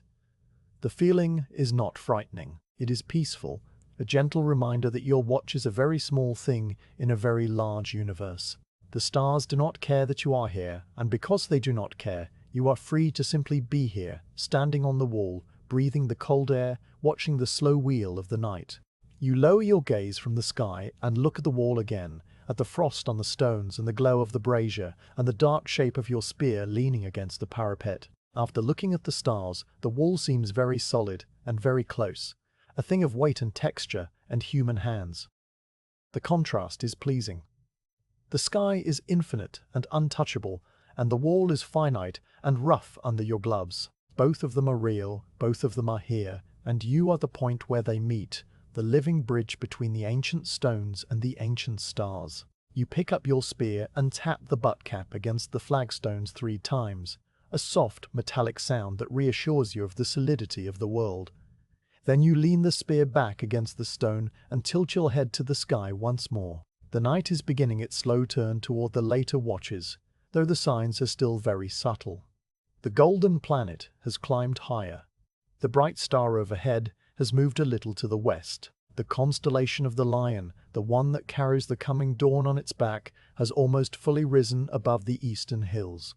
You find its brightest star, a blue-white point that marks the lion's heart, and you note its position carefully. When that star reaches the zenith, the sky will begin to lighten in the east.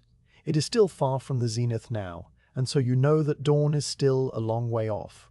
The knowledge is neither good nor bad. It is simply information, another small fact to hold in your mind during the long, slow hours. Your neck aches again, but this time you do not lower your chin. The sky has you now, drawn into its deep and patient beauty, and you are content to stand with your head tilted back and your eyes moving slowly from star to star. The cold presses against your cheeks, and the frost thickens on your cloak, but you barely notice. The Milky Way glows overhead, a river of light. The pole star holds steady in its place. The golden planet climbs higher, and the winter constellations wheel around their ancient tracks. You are a Roman soldier on a wall in Britannia, and above you the whole universe is turning, and the silence of the sky wraps around you like a second cloak, cold and clean and full of stars. The night has a rhythm that you have followed on many watches, a slow circle of small duties that repeats without hurry and without end. You have walked the flagstones, you have listened to the silence, you have watched the stars and felt the cold deepen around your shoulders. Now the watch enters its middle stretch, the long steady part where time seems to stop altogether, and you turn to the small tasks that give a shape to the hours. There is no urgency in any of them. No danger, no need for speed or precision. There is only the quiet satisfaction of attending to simple things with simple hands. You begin with the spear, which has been leaning against the inner parapet since you first set it there. The ash shaft is cold when you pick it up, and you run your gloved hand along its length from the iron butt cap to the base of the blade, feeling the smoothness of the wood, the faint ridges of the grain that have been polished by use. The binding where the iron meets the wood is a wrap of thick leather cord, wound tight and sealed with beeswax. Frost is gathered on the binding in a thin white crust, and you pick at it gently with your thumb, the ice flaking away in small dry chips that fall to the flagstones and vanish. The binding itself is still firm, the leather hard with cold but showing no sign of loosening. You give it a small test, gripping the iron head and the shaft and trying the slightest twist, and the spear holds solid, as you knew it would. The point is still sharp, the 4 flat faces of the pyramid head glinting with a dull silver light that comes from the stars and the small orange glow of the brazier. You wipe the iron with the edge of your glove, and the frost reforms almost instantly, a fine white bloom that spreads across the metal as you watch. You set the spear back against the stone with care, the butt cap finding the same slight hollow in the flagstone where it has rested all night. The spear will be there when you need it, and you will not need it, and both of these things are equally true and equally peaceful. The next task is the walk, the short patrol that measures the boundaries of your small world. You turn from the brazier and begin to pace southward along the walkway, counting your steps without counting them, your body knowing the number by heart. The first 10 paces take you past the shelter and the water flask and the small heap of extra charcoal.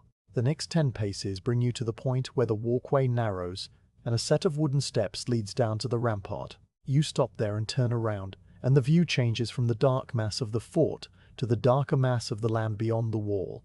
Then you walk north again.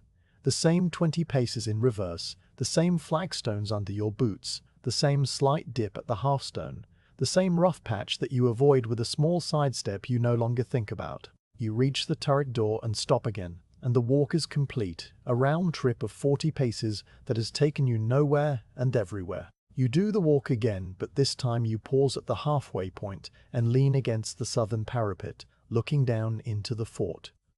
The barracks roof is a long dark rectangle, the tiles pale with frost. The granary stands at the far end, its raised floor creating a pool of shadow beneath.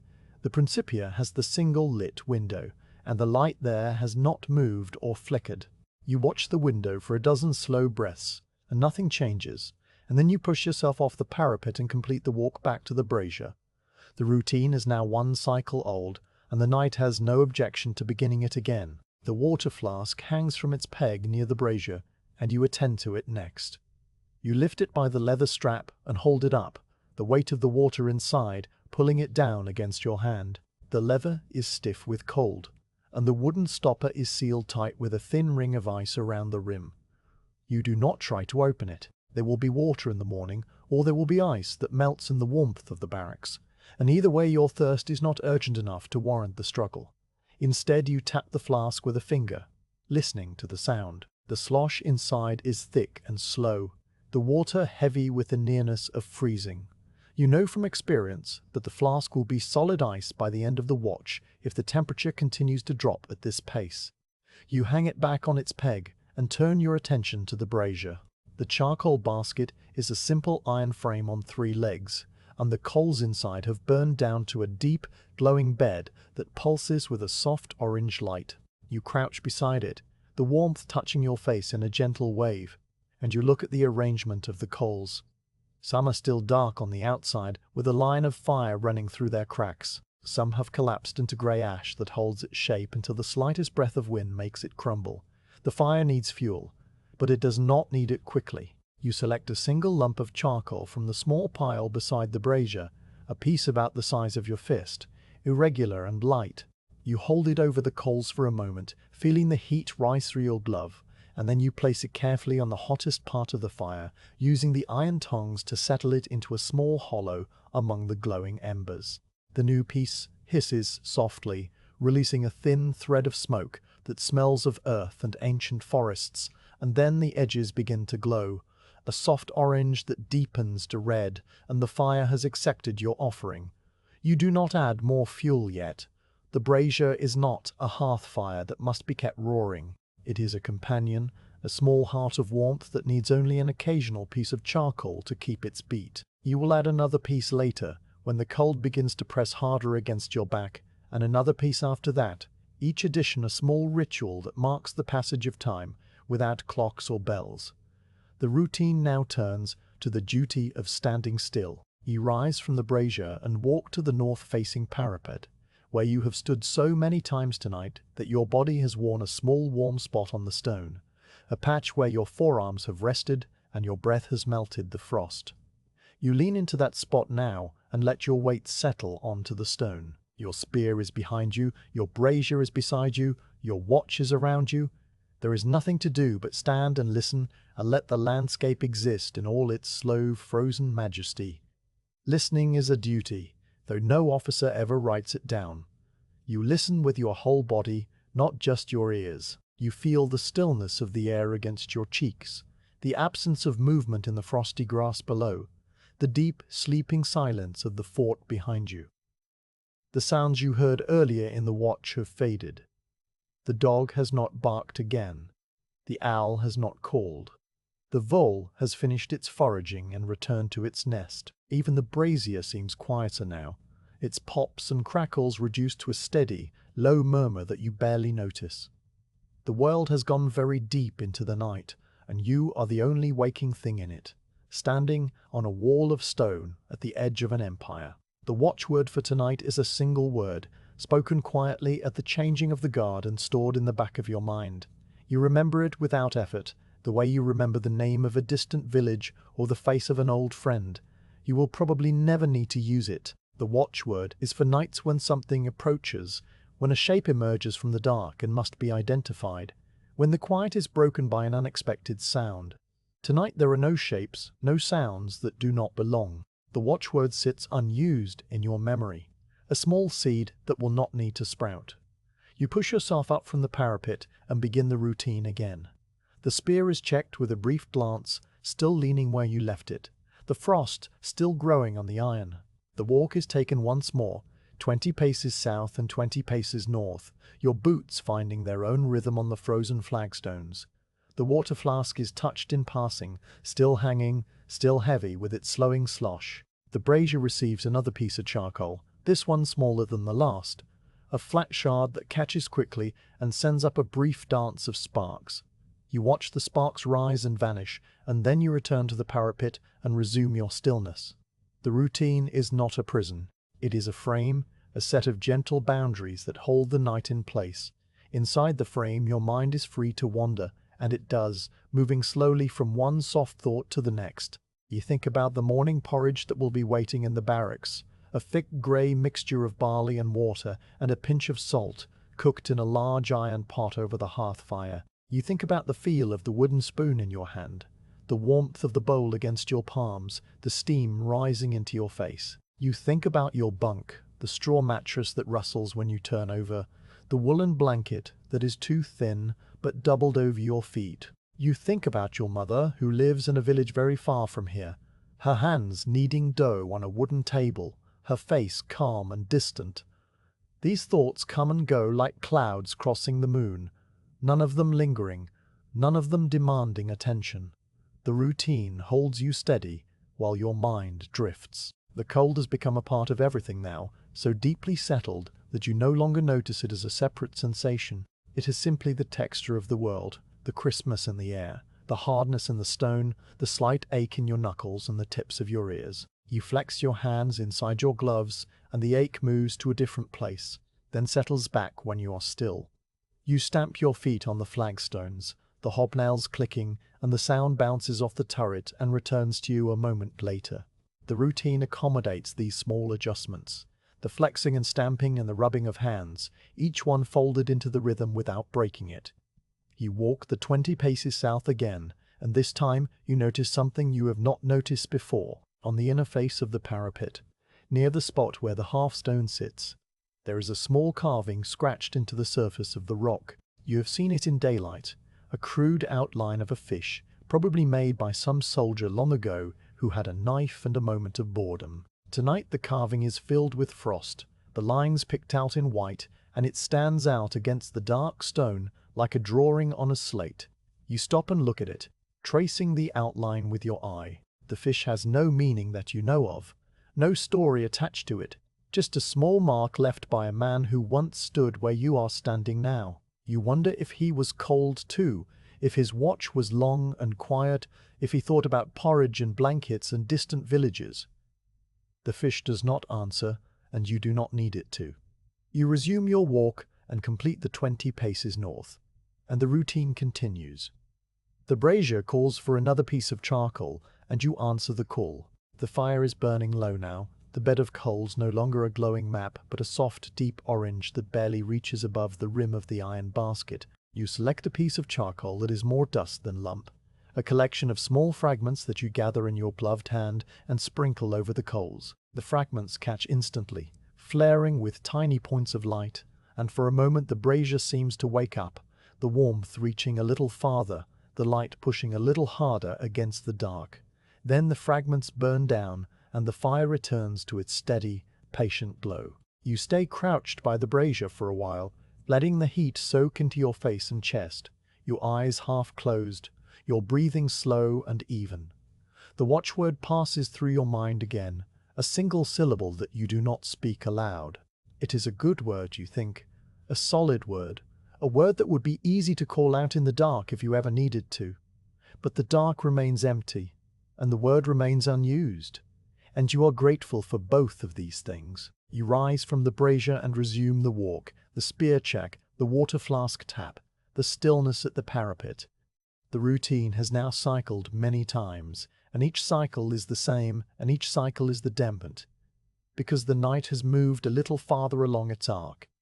The stars have shifted, that you have to look carefully to see the change. The frost has thickened on the stones, the white fur now deep enough to leave an impression when you press your thumb into it. The cold has found a new depth, a place below the surface of your skin where it hums like a low note held for a very long time.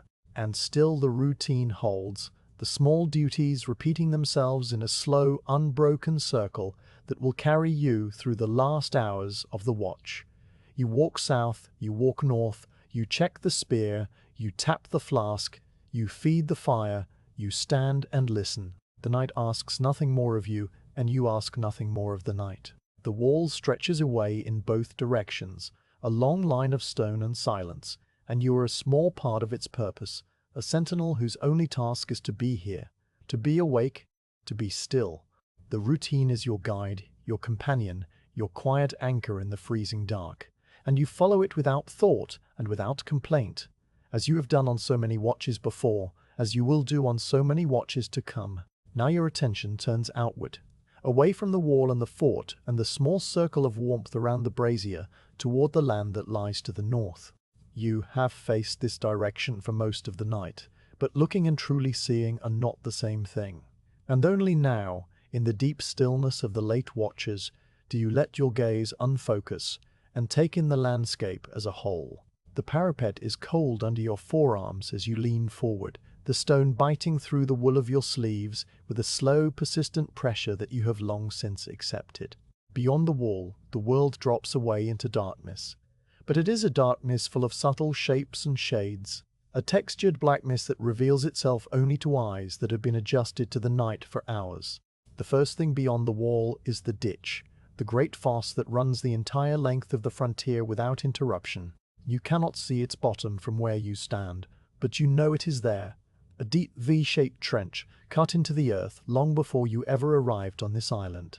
The engineers who designed the wall understood that a barrier is stronger when an attacker must first descend into a steep trench before even reaching the stone face. Tonight the ditch is simply a band of deeper darkness, a shadow within the shadow, its contours marked by the faintest difference in the way the starlight falls. The near lip of the ditch is perhaps 20 paces from the base of the wall, a sharp edge where the mown grass of the cleared zone gives way to the downward slope. The far lip is another 30 paces beyond that, a low ridge that rises just enough to catch a thin line of frost glow under the stars. Between the two lips, the ditch itself is an absence, a narrow valley of absolute black that holds the cold air like a bowl holds water. You let your eyes travel along the line of the ditch as far as they can follow it, which is not very far in the dark. To the west it curves gently, following the contour of the land, and disappears behind the bulk of the next turret. To the east it does the same, a dark crease in the earth that loses itself in the general darkness after a few hundred paces. The ditch has been there for many years now, and in that time it has weathered and softened, the sharp edges of the original digging rounded by rain and frost. In the summer, the sides of the ditch grow thick with grass and wildflowers, and the bottom collects standing water that reflects the sky. But tonight, the water is frozen solid, a long ribbon of black ice that you cannot see but know is there, the surface smooth and still and as cold as the stone under your hands. Beyond the ditch, the ground rises again into a low mound, the upcast from the original excavation. The engineers ordered the spoil to be piled on the northern side, creating a second obstacle, a glacis that slopes gently downward toward the open moor. This mound is covered with coarse grass that died back months ago and now stands stiff and pale, each blade coated in its own jacket of frost. In the starlight, the grass has a faint silver sheen, a ghostly glow that shifts slightly when the breeze moves in the way that the breeze moves tonight, which is barely at all. You watch a patch of grass for a long moment, and at last a single breath of wind stirs the stems, just enough to make the frostlight flicker. Then the air stills again, and the grass returns to its frozen immobility. The movement is so small that it might have been a trick of your tired eyes, but you know it was real, one more tiny event in a night made of tiny events. The cleared zone ends at the top of the glacis, and beyond it, the open moorland begins. This is the landscape that stretches north for many miles, a country of low hills and wide valleys, of peat bogs and rocky outcrops, of small streams that run dark over stones and freeze at their edges in the winter. You cannot see any of these features now, but you have walked this land in the daylight during patrols and escort duties, and your memory fills in what your eyes cannot detect. You know that the first mile beyond the wall is a gentle slope of heather and bracken, the plants knee-high and dense, their roots tangled in the peaty soil. In the summer, the heather blooms purple, a color so vivid it seems to stain the air above it. Now the heather is a low, dark carpet, brittle and dormant, waiting out the winter under its blanket of frost. The bracken is taller, its fronds dead and brown and curled into strange shapes that crack when you step on them. You are not stepping on them now, but you remember the sound, a dry crunch that is nothing like the sound of frosty grass under a boot. Beyond the heather and bracken, the land continues to rise and fall in a series of low hills that look gentle by day but are hard walking when the ground is frozen and the wind is cutting. These hills are not high enough to be mountains, not even by the standards of Britannia, but they have a quiet presence, a patient bulk that sits on the horizon like a resting animal. The nearest hill is perhaps 2 miles away, a dark hump against the stars. Its slopes are bare of trees, but you know there are scattered thorn bushes dotted across it, their branches twisted into angular shapes by years of wind. Tonight the bushes are just slightly darker spots against the dark hillside, and you can only see them if you look slightly to the side and let your peripheral vision catch their outlines. Direct looking makes them disappear, a trick of the night that you have grown used to after many watches. Farther still, maybe 5 miles out, a line of higher hills marks the edge of the visible world. These hills are the beginning of the uplands, the rough country that rises toward the central spine of the island. During the day, from this same parapet, you can see the way they change color with the seasons, green in spring, gold in late summer, gray in winter. Tonight they are deep blue-black, a solid band of darkness that separates the starry sky from the darker land. The line where the hills meet the sky is the only sharp edge in the entire northern view, a clean division between the earth and the heavens. Above that line, the stars are a scatter of white and blue and gold. Below it, the world is a study in shades of black and deep gray. The line itself seems to run perfectly straight from east to west, though you know it is not straight at all, just a trick of the distance that smooths out the ridges and valleys into a single contour. You shift your weight from one foot to the other and feel the flagstones creak faintly under your boots. The sound is small and familiar, and it does not disturb the view. The land beyond the wall does not change in response to your movement. It simply remains vast and still, a sleeping country that does not know or care that you are watching it. This indifference is restful in its way. The land makes no demands, poses no threats, presents no problems to solve. It is simply there, an ancient landscape frozen in the grip of a winter night, and you are a single pair of eyes observing it from a long stone wall. A very light breath of air moves across the moor, and you feel it on your cheeks before you see any effect on the ground. It is a dry, cold movement of air that carries no scent except the faint, clean smell of frost. A moment later, the same breath reaches the dead grass on the upcast mound, and a few stems bend slightly and then straighten. The movement is so subtle that it is almost imagined, a flicker of silver as the frost on the grass catches the starlight at a changed angle. Then the breeze dies, and the grass is still, and the air returns to its frozen stillness. You watch for the breeze to return, but it does not, and the land settles back into its patient waiting. You think about all the nights this land has spent under the same stars, the thousands and thousands of winters that came before the wall was built, before Rome was a city, before anyone thought to lay a stone on top of another stone. The moorland is old in a way that makes the wall feel new, a temporary scratch on the surface of a land that has been here since the world was made. The peat in the bogs took 1,000 years to form, each layer of moss and sedge dying and sinking and slowly turning to dark, dense earth. The rocks that jut from the hillsides were set in place by forces you cannot imagine, and they have seen more winters than there are stars visible tonight. This thought is too large to hold for long, so you let it go and return your attention to the small details of the frosty grass and the distant hills and the line where the darkness meets the stars. A single thorn bush, closer than the rest, stands near the far lip of the ditch. It is perhaps 30 paces away, close enough that you could throw a stone and hit it if you had a stone to throw and a reason to throw it, which you do not. The bush is a hawthorn, its trunk short and gnarled, its branches a twisted lattice that catches the starlight on its frosty spines.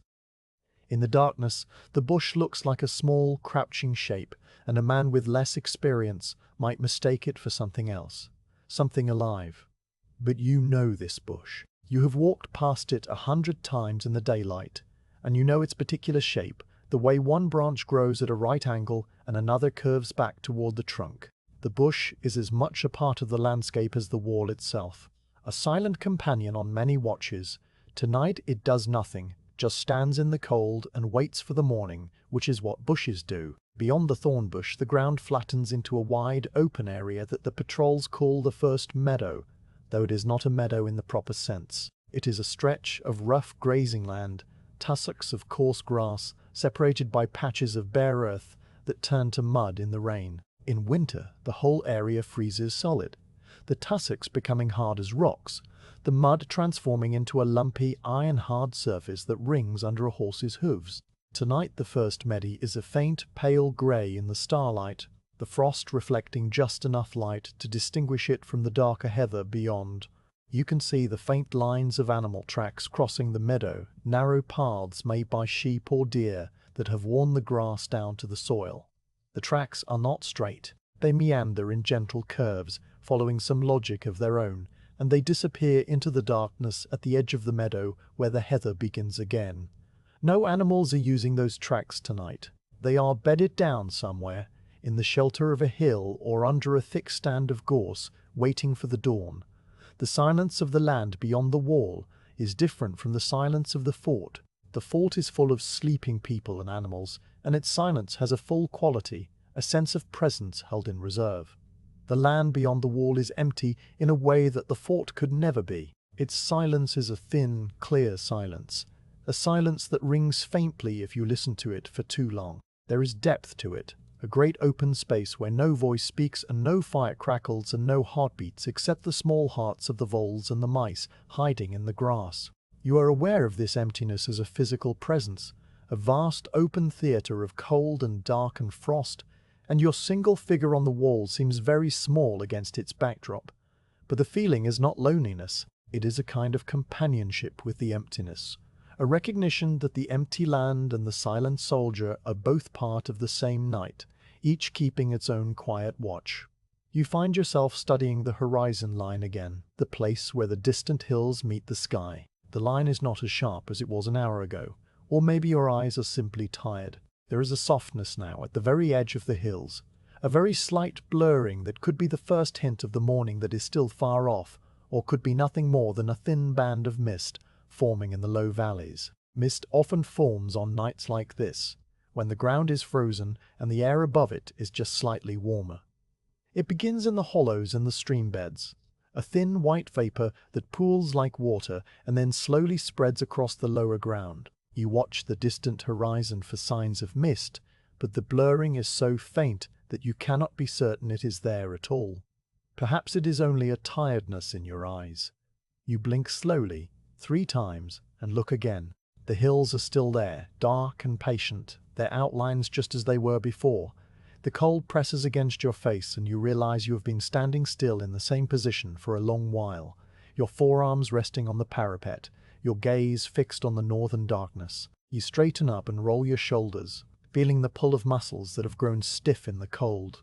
The cloak rustles around you, the frost on its outer surface catching the brazier light in a brief glitter. You walk a few paces to the left, then a few paces to the right, stamping your feet lightly on the flagstones to bring the feeling back to your toes. The land beyond the wall does not change while you move. It remains exactly as it was, a frozen emptiness under the winter's stars. You return to the parapet and lean forward again, finding the familiar position with your elbows on the cold stone.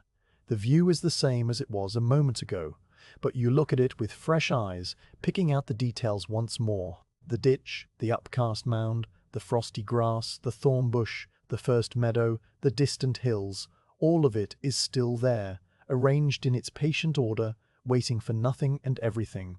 The land before the wall is a quiet land, a sleeping land, a land that has seen 100 generations of winters and will see 100 more. Tonight you are its only witness, the sole audience for its frozen, silent beauty, and the watch continues, slow and steady, as the stars wheel overhead and the deep night holds the world in its cold, peaceful hand. The hour has come when the body grows heavy and the mind grows light, a strange reversal that every watchman knows, but no watchman can explain. You have been standing for so long now that the cold has become a part of your own substance, a slow, deep chill that lives in your bones and moves when you move. But the mind, tired of its long attention to the wall and the stars and the dark land, has begun to slip its moorings just a little, drifting away from the present and into the soft, blurred country of memory. This is not sleep, though it borders on sleep. It is a kind of waking dream, a half state where the wall is still real and the cold is still real. But other things, older things, rise up and present themselves with the same quiet clarity as the frost on the stones. You find yourself thinking about bread, not the hard ration biscuit you carry in your pack, or the coarse army loaf from the fort bakery, but the bread your mother made in the small brick oven behind your childhood home. The memory comes without being summoned, a gift from the tired mind to itself. You can see the shape of the loaf, a round, pale brown dome with flour dusted across the top. You can smell the scent of it, that warm, yeasty fragrance that filled the whole house on baking day and pulled you in from the yard. You can feel the crunch of the crust breaking under your fingers and the soft steaming crumb inside, too hot to eat, but eaten anyway, passed from hand to mouth with small sounds of satisfaction. The memory is so clear that for a moment, just a moment, the cold on your cheeks feels like the heat of the oven, and your mouth remembers the taste of something other than frost. The bread fades, as memories do, and another one rises in its place. You are walking down a road, a straight Roman road, the kind the legions build wherever they go. The road is in a province far from here, a place where the sun is warm even in winter, and the hills are covered with olive trees. You walked that road many times years ago, when you were a new soldier marching with your unit from one garrison to the next. The dust of the road rose in white clouds around your boots, and the sun was hot on the back of your neck, and the men beside you sang marching songs with lyrics that you have mostly forgotten. One line remains, something about a girl and a river, and it loops around in your tired mind now, repeating without meaning. The road stretched ahead, straight and white, and the hills were green and soft, and there was no wall and no frost and no long dark watch. You were simply walking, step after step, and the sun moved overhead and the world was warm. You open your eyes, though you did not realize you had closed them, and the wall is still there, and the stars are still there, and your hands are still resting on the cold stone of the parapet. The brief journey to the warm road is over, but it has left a faint residue of comfort, a small warmth in your chest that the cold has not yet reached. You straighten up and look around, reorienting yourself. The brazier glows with a steady orange light, the coals burning low and slow. Your spear leans where you left it. The water flask hangs on its peg. Everything is as it was, and the night is still the night, and you are still a soldier on a wall in Britannia. You take a slow breath of freezing air and let it wake you up, just a little, just enough to check that all is well, and then you let yourself sink back into the soft, drifting state that makes the hours pass. The next memory comes more slowly, building itself out of the smell of the charcoal smoke that drifts past your face. The smell reminds you of autumn, of burning leaves in the market square of a town whose name you have forgotten. The leaves were gathered into a large pile by the street sweepers, and they were damp from the morning rain, and they burned with a thick white smoke that smelled of earth and endings. You stood at the edge of the square and watched the pile burn down, the flames orange and low, the smoke curling up into a grey sky. There were other people there, townsfolk going about their business, but you did not speak to them, and they did not speak to you. It was a quiet moment, a pause in a busy day, and you had forgotten it entirely until now, when the charcoal smoke brought it back whole and complete. The memory asks nothing of you. It simply presents itself, offers its small picture of leaves and smoke and grey skies, and then it steps aside to make room for the next. You are in a stable now, a warm, dark space that smells of horses and hay. The stable is part of a way station on a road that runs south from the mountains, and you spent a night there once, sleeping in the loft above the stalls. You remember the sound of the horses below you, the slow thump of their hooves on the packed earth floor, the soft snuffle of their breath. The loft was filled with loose hay that prickled your neck, but held your body warmth, and you slept deeply and woke once in the middle of the night to hear rain on the roof tiles above you. The rain was a steady drumming sound, and you lay in the warm hay and listened to it and felt completely safe in a way that you had not felt in a long time. That feeling returns now, not as a full emotion but as a quiet undertone, a sense that somewhere, beneath all the cold and darkness, safety still exists and waits for you. The wall calls you back gently, with the sound of the brazier settling and a small gust of wind that tugs at the edge of your cloak. You are still here, still standing, still on watch. You turn your head slowly from side to side, feeling the pull of the muscles in your neck, and you see the familiar shapes of the parapet and the turret, and the dark line of the barracks roof. The night is quiet and still, as it has been all along, and your post requires nothing of you at this moment except your presence. You give that presence freely, and then you let your mind slip away again, back into the warm stream of memory that moves beneath the surface of the watch. A face comes to you now, the face of your father. He is not doing anything in particular, just sitting in a wooden chair outside the house, looking down the road that led to your village. His hands are resting on his knees, and his face is calm, the lines around his eyes deepened by years of sun. He is waiting for something, or not waiting, just sitting and looking and being still.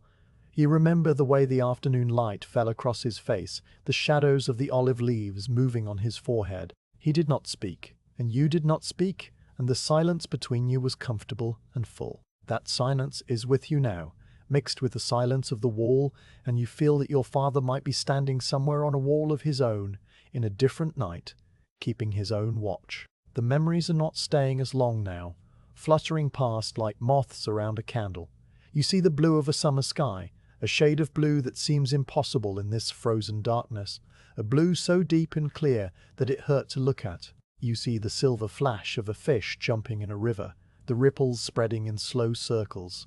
You see the face of a dog you knew as a boy, its ears soft and floppy, its tail moving in a slow, contented wag. You see a field of wheat turning gold in the sun, the stalks bending under the weight of the grain. Each image is clear and brief, a small window opening onto a warmer world and then closing again. The cold remains, the wall remains, the stars remain, but you are not entirely here with them. Part of you is walking through those summer fields, sitting in that olive shade, watching that silver fish break the surface of the river.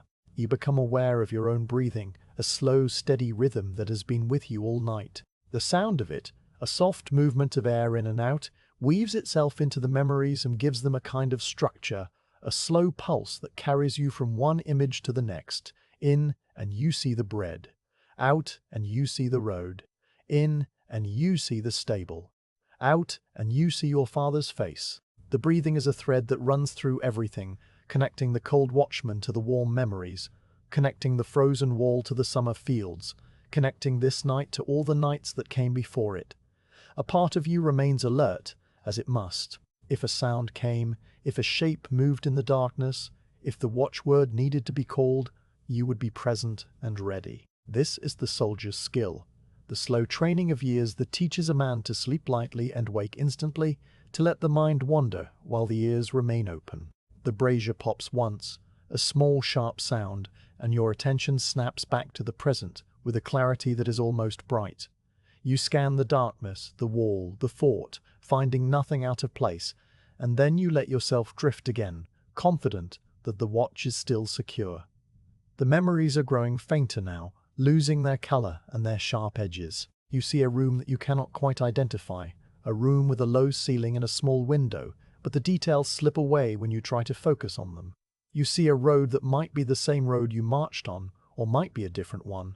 You hear a voice that you recognize but cannot name, a voice that speaks a single word and then falls silent. The half-dream is thinning, its images burning off like mist in the morning sun, and you are returning slowly to the full reality of the wall and the cold and the deep, dark night. You open your eyes fully, though again you had not been aware of closing them, and you look at the stars. They are still there, still clear, still wheeling in their slow paths. The bright star that was near the zenith when you last looked has now moved a little to the west, and the faint glow of the Milky Way has shifted its angle across the sky. Time has passed, though you could not say how much. An hour, perhaps, maybe more. The cold has deepened while you were drifting, and you feel it now as a stiffness in your jaw and a numbness in your cheeks. You work your jaw slowly from side to side, feeling the muscles stretch and protest, and then you stamp your feet on the flagstones to wake them up. You are fully present again, back from the drifting country of memory, standing on the wall with the frost around you and the stars above you. The half-dream has left you feeling strange, not rested exactly but softened, as if the sharp edges of the watch have been smoothed down by the gentle hand of recollection. You do not try to hold on to the memories. They have done their work, carrying you through the deepest part of the night without struggle, and now they can go back to wherever they came from. You will see them again, perhaps on other watches, in other winters, when the cold is deep and the hours are long and the mind needs a warm place to wander. You walk a short patrol, from the brazier to the turret and back, letting your body remember its duties. The flagstones are solid under your boots. The spear stands where it always stands. The brazier glows with its eternal patience. The wall continues east and west, a long line of stone dissolving into the dark. You are a Roman soldier, awake and aware, and the night is still quiet, and the watch is still yours.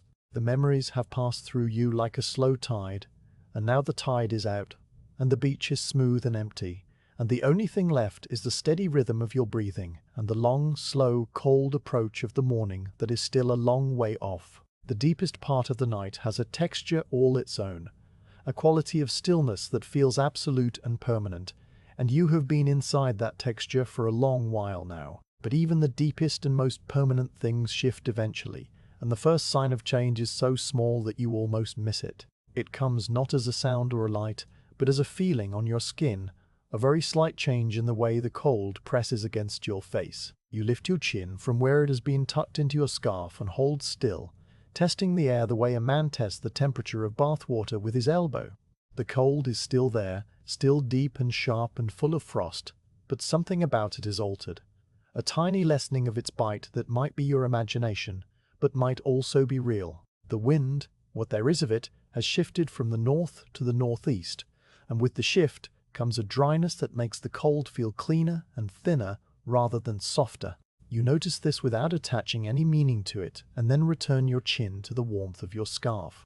The frost has been growing all night, a slow accumulation of white on every surface, and you have watched its progress in the small circle of light around the brazier. Now, as you stand at the parapet and look at the stone under your hands, you see that the frost has stopped thickening. The white fur that covers the flagstones and the parapet blocks has reached a kind of equilibrium, the rate of freezing matching the slow sublimation of ice into the dry air. The frost looks exactly as it did when you last examined it, perhaps an hour ago, and this lack of change is itself a change from the earlier hours when each check revealed new crystals, new feathers of white, spreading across the dark stone. You run a gloved finger through the frost on the parapet, leaving a dark line of bare stone behind. The frost does not reform as it did before. The line remains bare, the stone dark and dry, and you understand that the balance has tipped, that the night has stopped getting colder, and is now simply holding its cold in a steady, patient grit. You straighten up and look at the sky, and the sky confirms what your skin and the frost have been telling you. The stars have moved. This is nothing remarkable. The stars have been moving all night, but now their movement has placed them in configurations that tell you the deep part of the night is passing into something else.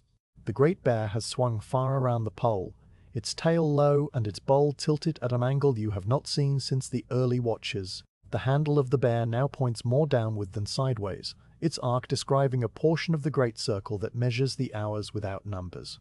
You find the bright stars of the hunter, and note that they have crossed the zenith and are now descending toward the west, their brilliance undimmed, but their message clear. The golden planet that rose in the east hours ago has climbed high now, almost to the midpoint of the sky, and its steady light has taken on a slightly paler quality, as if the depth of the dark around it has lessened by a fraction too small to see directly. The darkness itself has changed, though you cannot point to a moment when the change began. It is not lighter, not in any way that your eyes can measure, but it is different nonetheless. The quality of the blackness has shifted from the thick, velvety dark of midnight to something imperceptibly thinner, something that carries the faintest memory of grey within it. This is not the grey of dawn, which is still far off, but the grey of the sky taking a deep breath before it begins its long, slow turn toward morning. You can feel it more than see it, a subtle loosening of the night's grip, as if the whole world has exhaled a tiny breath that it had been holding for hours.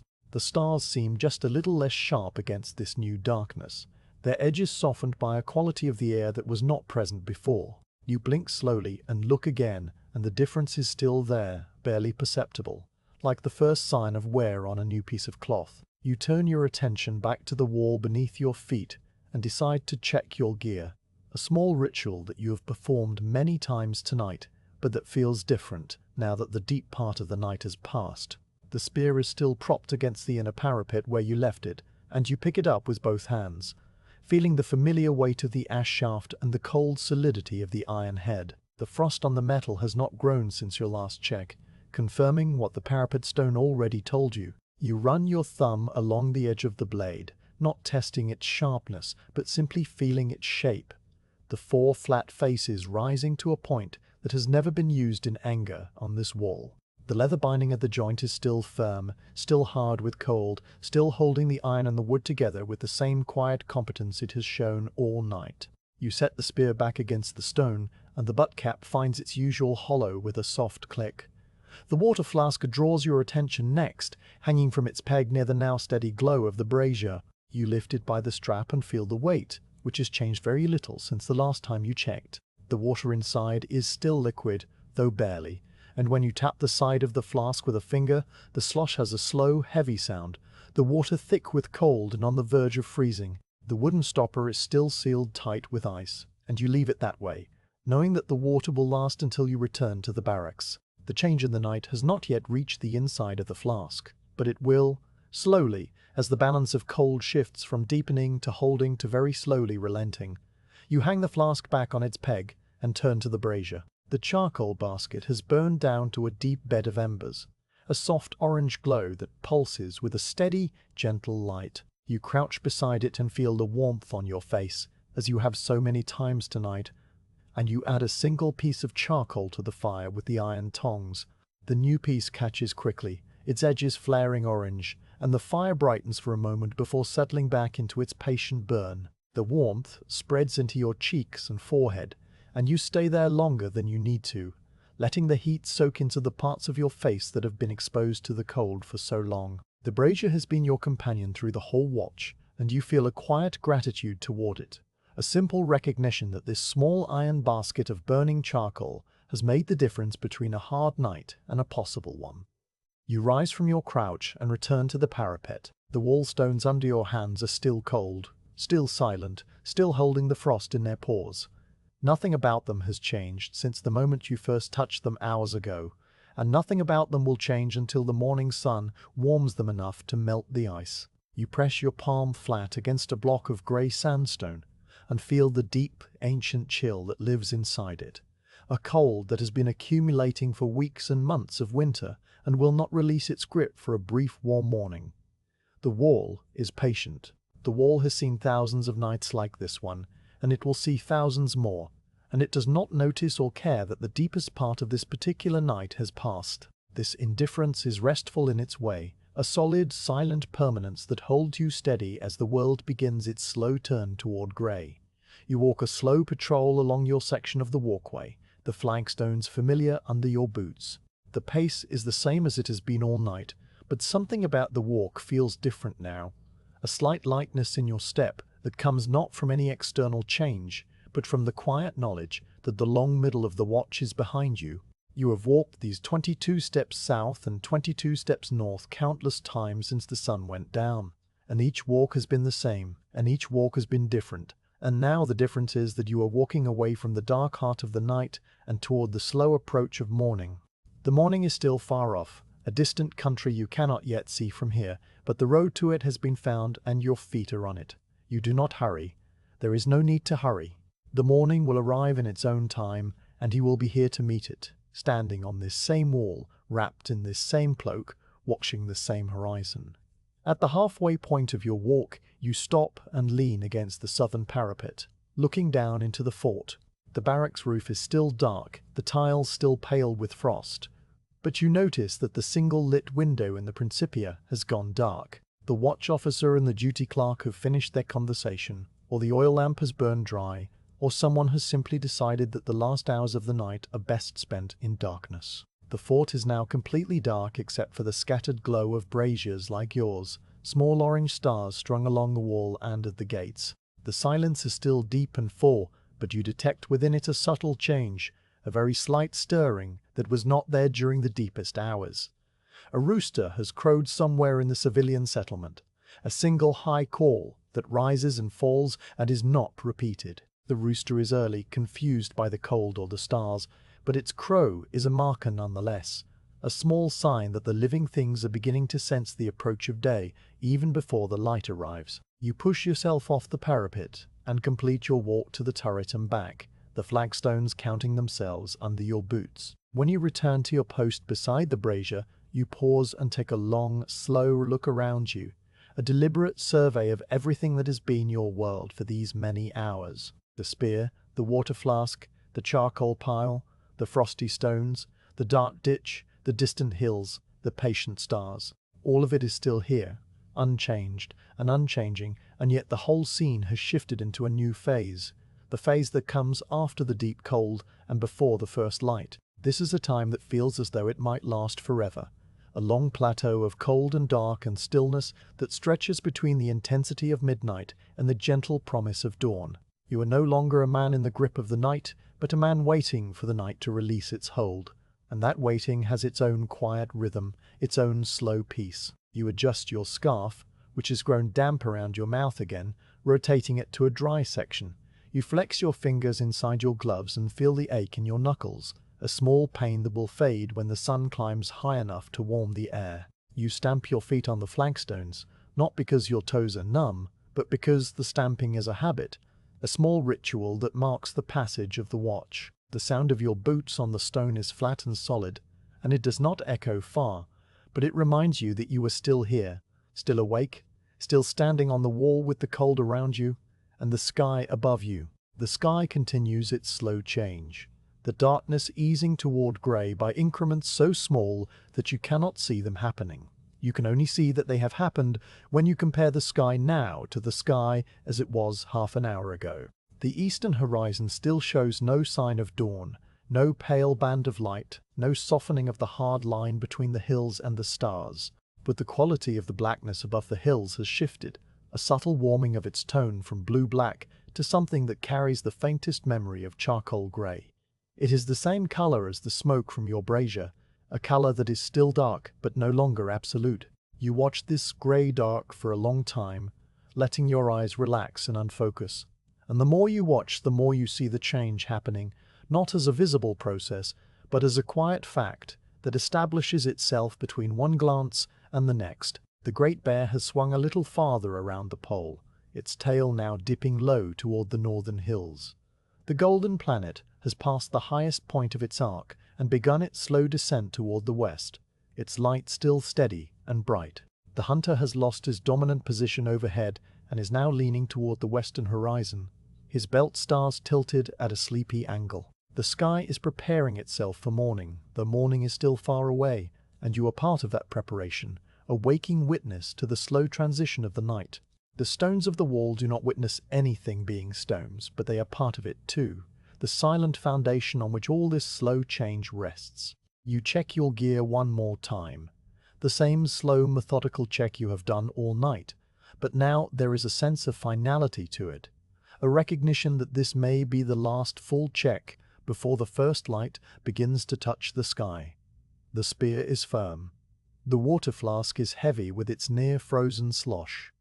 The brazier is glowing with a steady, patient heat. The cloak is still wrapped around your shoulders, still heavy with frost, still holding your body warmth close to your skin. Everything is in order, as it has been all night, as it will be until the relief arrives, and you hand over the post to the next man. You feel a quiet satisfaction in this order, a sense of a duty done well and completely, though there has been no enemy to fight and no crisis to manage. The duty was simply to be here, to be awake, to be still, and you have done that duty fully and without complaint. The long bridge between deep night and morning continues to stretch out around you, a slow, quiet passage that seems to have no end and needs no end. You are no longer counting the hours, no longer measuring the movement of the stars. You are simply standing in the cold and the dark and the silence, accepting the watch as it is, accepting the night as it passes, accepting the slow approach of the dawn that will come in its own time and no sooner. The frost holds steady on the stones. The frost holds steady on the stones. The air holds steady in its dry, cold stillness.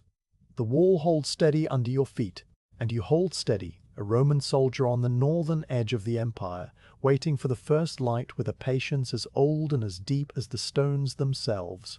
The first sign of the dawn arrives without light, a subtle change in the texture of the air that you feel before you see anything at all.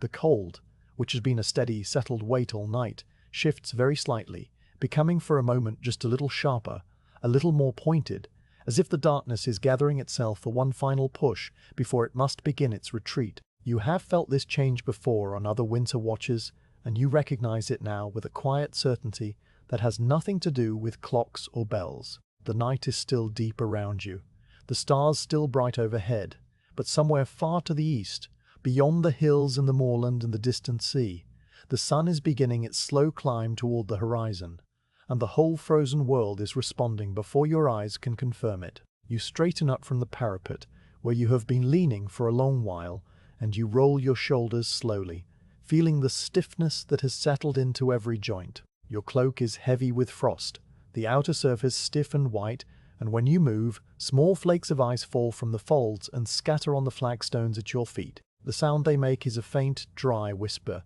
so quiet that you might miss it if your ears were not so tuned to the silence. You brush your gloved hand across the front of your cloak, and the frost comes away in a thin sheet, melting almost instantly against the warm wall of your glove.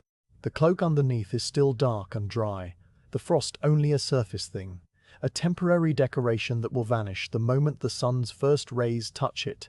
You turn to face the east, the direction that has been a uniform blackness for so many hours, and you watch. The change, when it begins, is so gradual that you cannot pinpoint the exact moment it happens. The blackness of the eastern sky does not become grey all at once.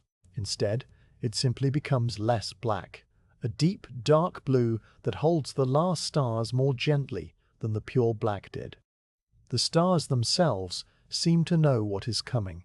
The faintest ones near the horizon are already gone, swallowed by the slowly brightening sky, and the brighter ones are beginning to look a little lonely, a little isolated, as if the darkness that held them is thinning out. You watch one particular star, a bright white point that has been hanging just above the eastern hills for most of the late watch, and you see it flicker one last time and then vanish, not suddenly but softly, like a candle flame that runs out of wax. The hills emerge next, or rather they stop being a solid mass of darkness and become a shape with texture and depth. The long line of the high moorland that you have been studying all night, the line that separated the earth from the sky, now separates itself from the sky in a different way. The sky above the hills is turning a deep muted grey. the color of unpainted wool, while the hills themselves remain a dark purple-black.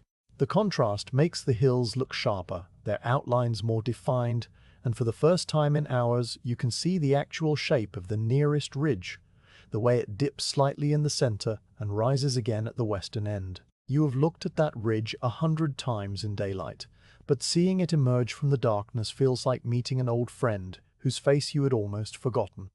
The frost on the parapet stones begins to show itself more clearly as the light increases. The white fur that you have felt under your gloves all night is now visible as a pale, even coating, a delicate crust that follows every contour of the stone. Where your forearms have rested, the frost is thinner, worn down to a faint sheen by the pressure of your sleeves. Where the stone is rough, the frost has formed tiny ridges and peaks, a miniature landscape of white crystals that catches the growing light and holds it. You reach out and trace a line through the frost with the tip of your finger, leaving a dark trail of bare stone. The frost is dry and powdery, and it crumbles away at your touch, revealing the grey sandstone beneath. You look at the trail your finger has made, a simple, meaningless line that will melt away entirely when the sun rises higher, and then you return your gaze to the eastern sky. The grey is spreading now, climbing up the dome of the sky and pushing the remaining stars ahead of it.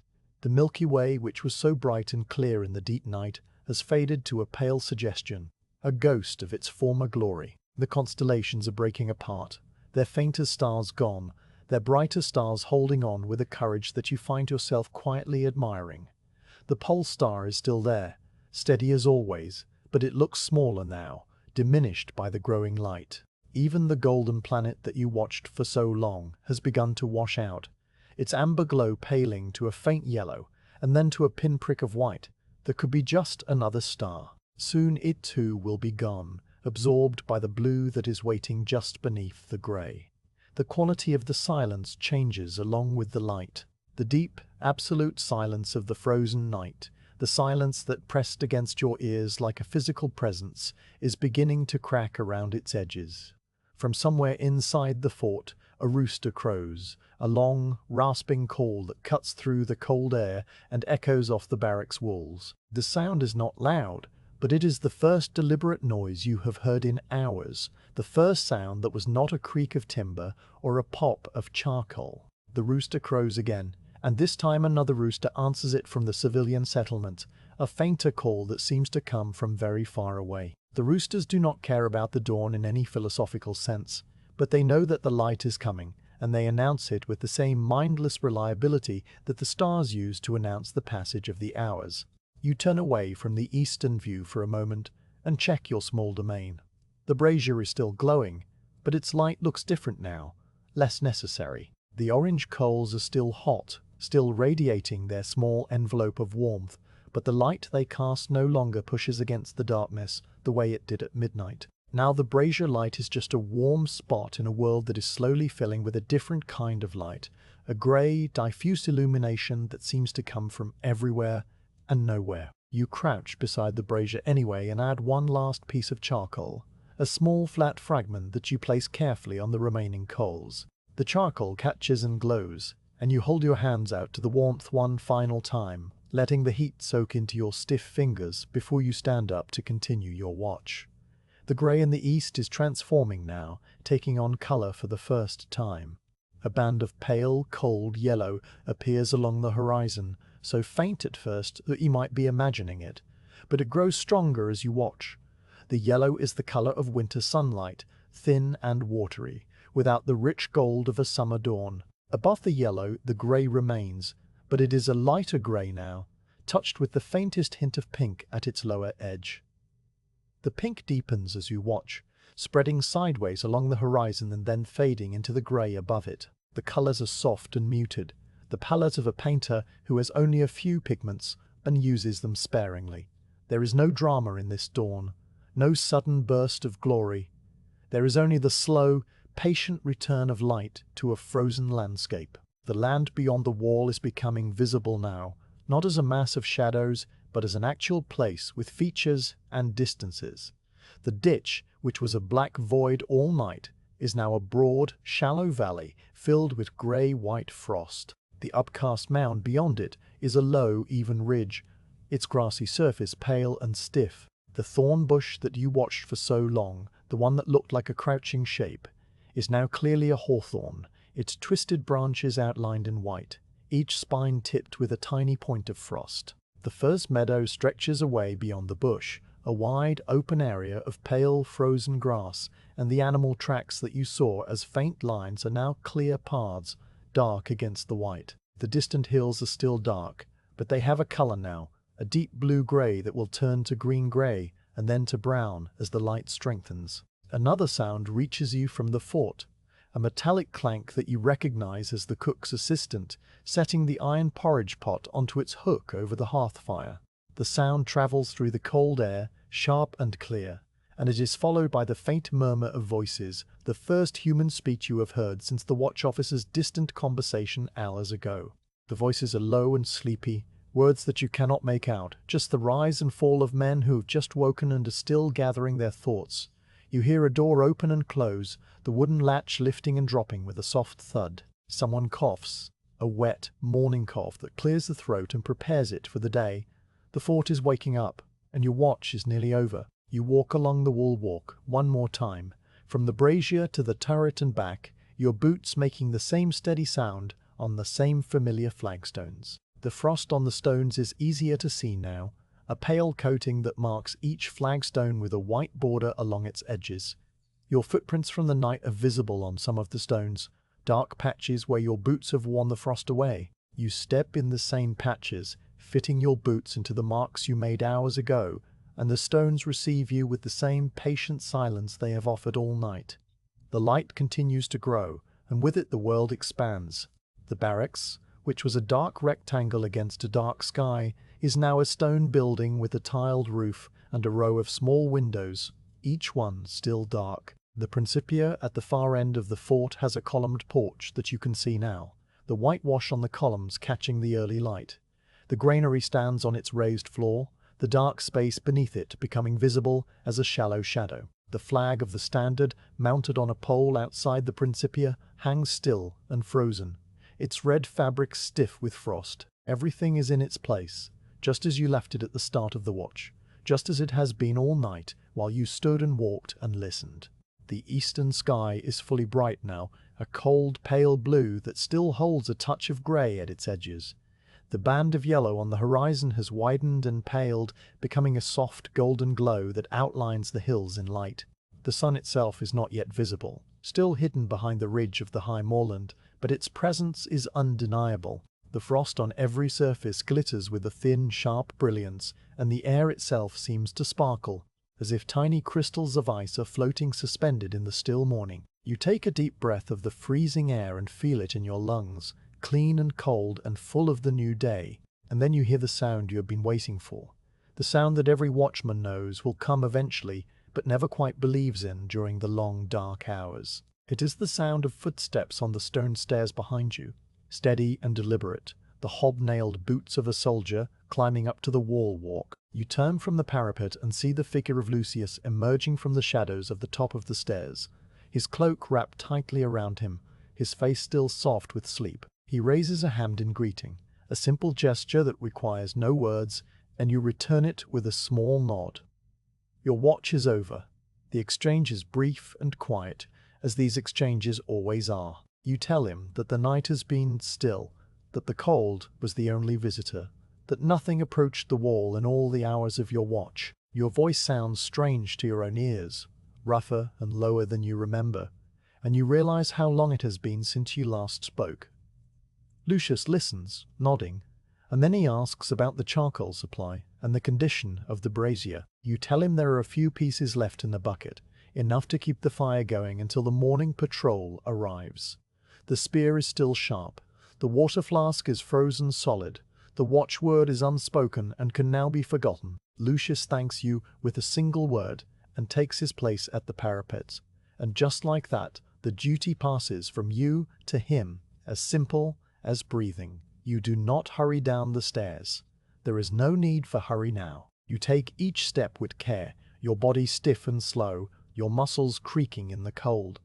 At the bottom of the stairs, the courtyard of the fort opens before you, a familiar space made new by the pale morning light. The gravel is frozen hard under your boots, and the frost on the ground crunches with a sound that is satisfying in a way you cannot explain.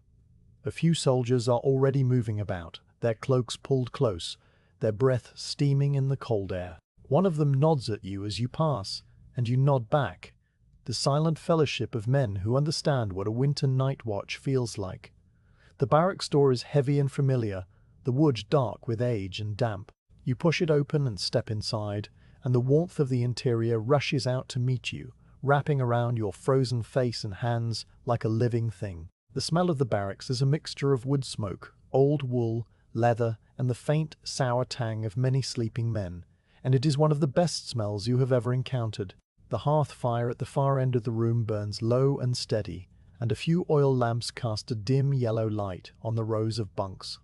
Most of the men are still asleep, their blankets pulled up to their chins, their breathing slow and even. You walk quietly to your own bunk, the one in the corner near the window, and you sit down heavily on the edge of the straw mattress.